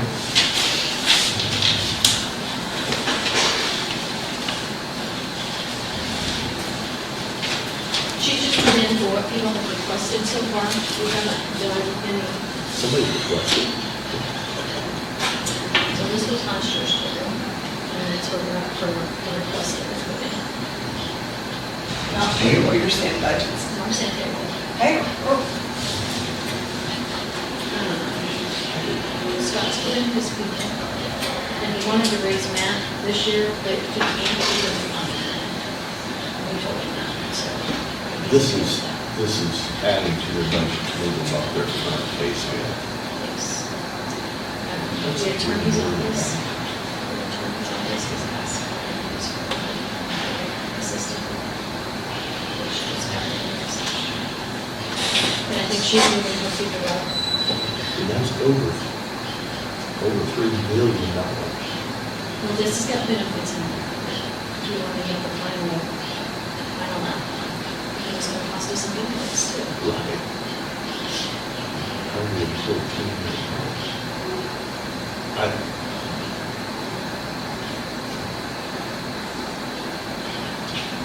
I think the only ones that have got increases in there is Kate. Lisa might have two people, she's gonna be on the scale. she moved two people up here a while back. She moved two again. She already had Maybe that was budget. it. Yeah, she had a She budget. had one budget. Okay. So Kate would be in the budget for her moving scale. And I know that Scott, Mary sat down and went through it for next year, and she told him, if he doesn't give her the people he wants raises for, he's not getting them. Yes. And the attorney's office, I think she asked for a raise for her and the treasurer's and her was all she had. So that doesn't include any raise that we can give across the board. No, we were really hoping we could still make more. What was the dollar amount last year? What did it say? And this was what it was the year before? What did it, what I'm saying is we gave it 4% across the board, what did it increase it to from 23? So that's 22. When are we gonna start, working on this? We need to.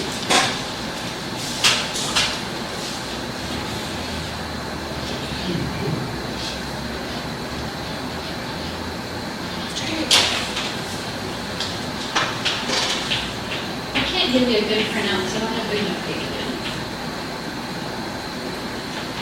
Do you have it in PDF?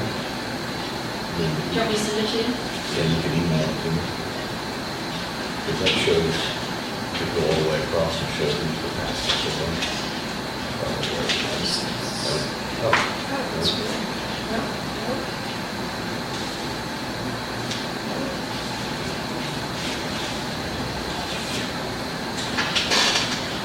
is it something important? I mean, no? Are we gonna, what are we done? Yeah, so okay, Tell me what the officials are thinking about it. you sent it to the county clerk's office? Yes.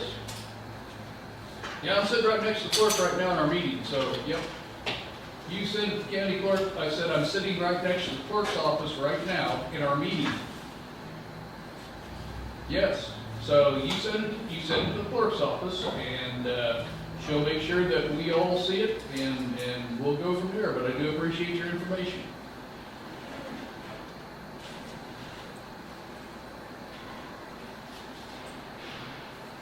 Our next meeting will be next Monday. Gonna be on the agenda. Do we think, you can probably send them to the commissioner's email. And that's online also.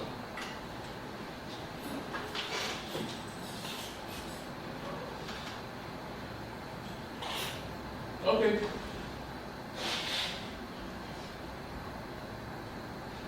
We don't start budget proceedings until next month.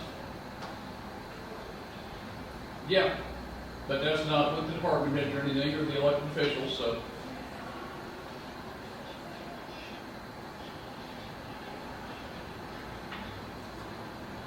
If you just send the information to the clerk's office, the clerk will get it to all three of us.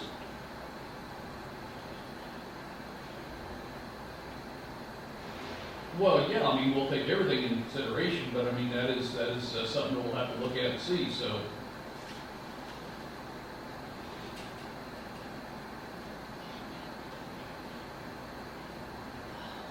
All right, thank you very much, appreciate it. Bye-bye. Marys now instead of Mars, M-A-R-E-S.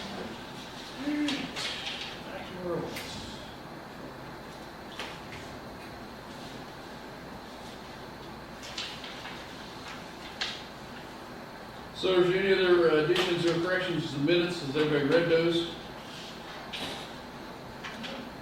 I haven't seen it. Okay. I'd entertain a motion to approve the minutes of, 19? so totally your shot right now, May 19th, 2025. So moved. seconded. Been properly moved and seconded to approve the minutes with corrections of May 19th, 2025. Any further discussion? Hearing none, all in favor say aye. Aye, all opposed, same sign. I did have one more thing I was gonna bring up here real quick, like, did you all see your email from Jennifer forwarded it on to us about crosswalks and sidewalks I on did. Arizona Avenue? I responded. You that's a did, I was city- gonna respond also. I just said that's a city Yeah, issue, not a county. yeah. And I mean, that is I thought that was coming about. I don't know when it's supposed to come about, but They were, Right. they were Yeah. applied for a grant. yeah. I thought they'd gotten it, but maybe they haven't. I don't know. I think they did get it, Yeah, yeah. because that's when we were talking about extending that on over to Banner too, so, okay. All right, so that's taken care of then. She said those are preliminary figures, valuation figures that we come across. Okay. She didn't have utilities yet, and this is last year, so. Should be okay by the time you add those two together. Yep. All right, sounds good. Is there any further business to come before us today?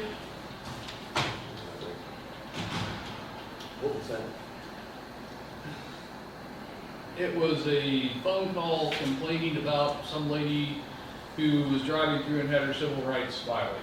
So she's going to send us information on it by the sheriff's office and the county attorney and so on and so forth. So we'll find out.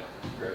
That's, I'll wait till I see all the information before I make any further statement. Perfect. So, any further business come for us today? Motion to adjourn. Second. Been properly moved and seconded to adjourn the meeting. Any further discussion? Hearing none, all in favor say aye. All opposed, same sign. Motion carried. Meeting's adjourned.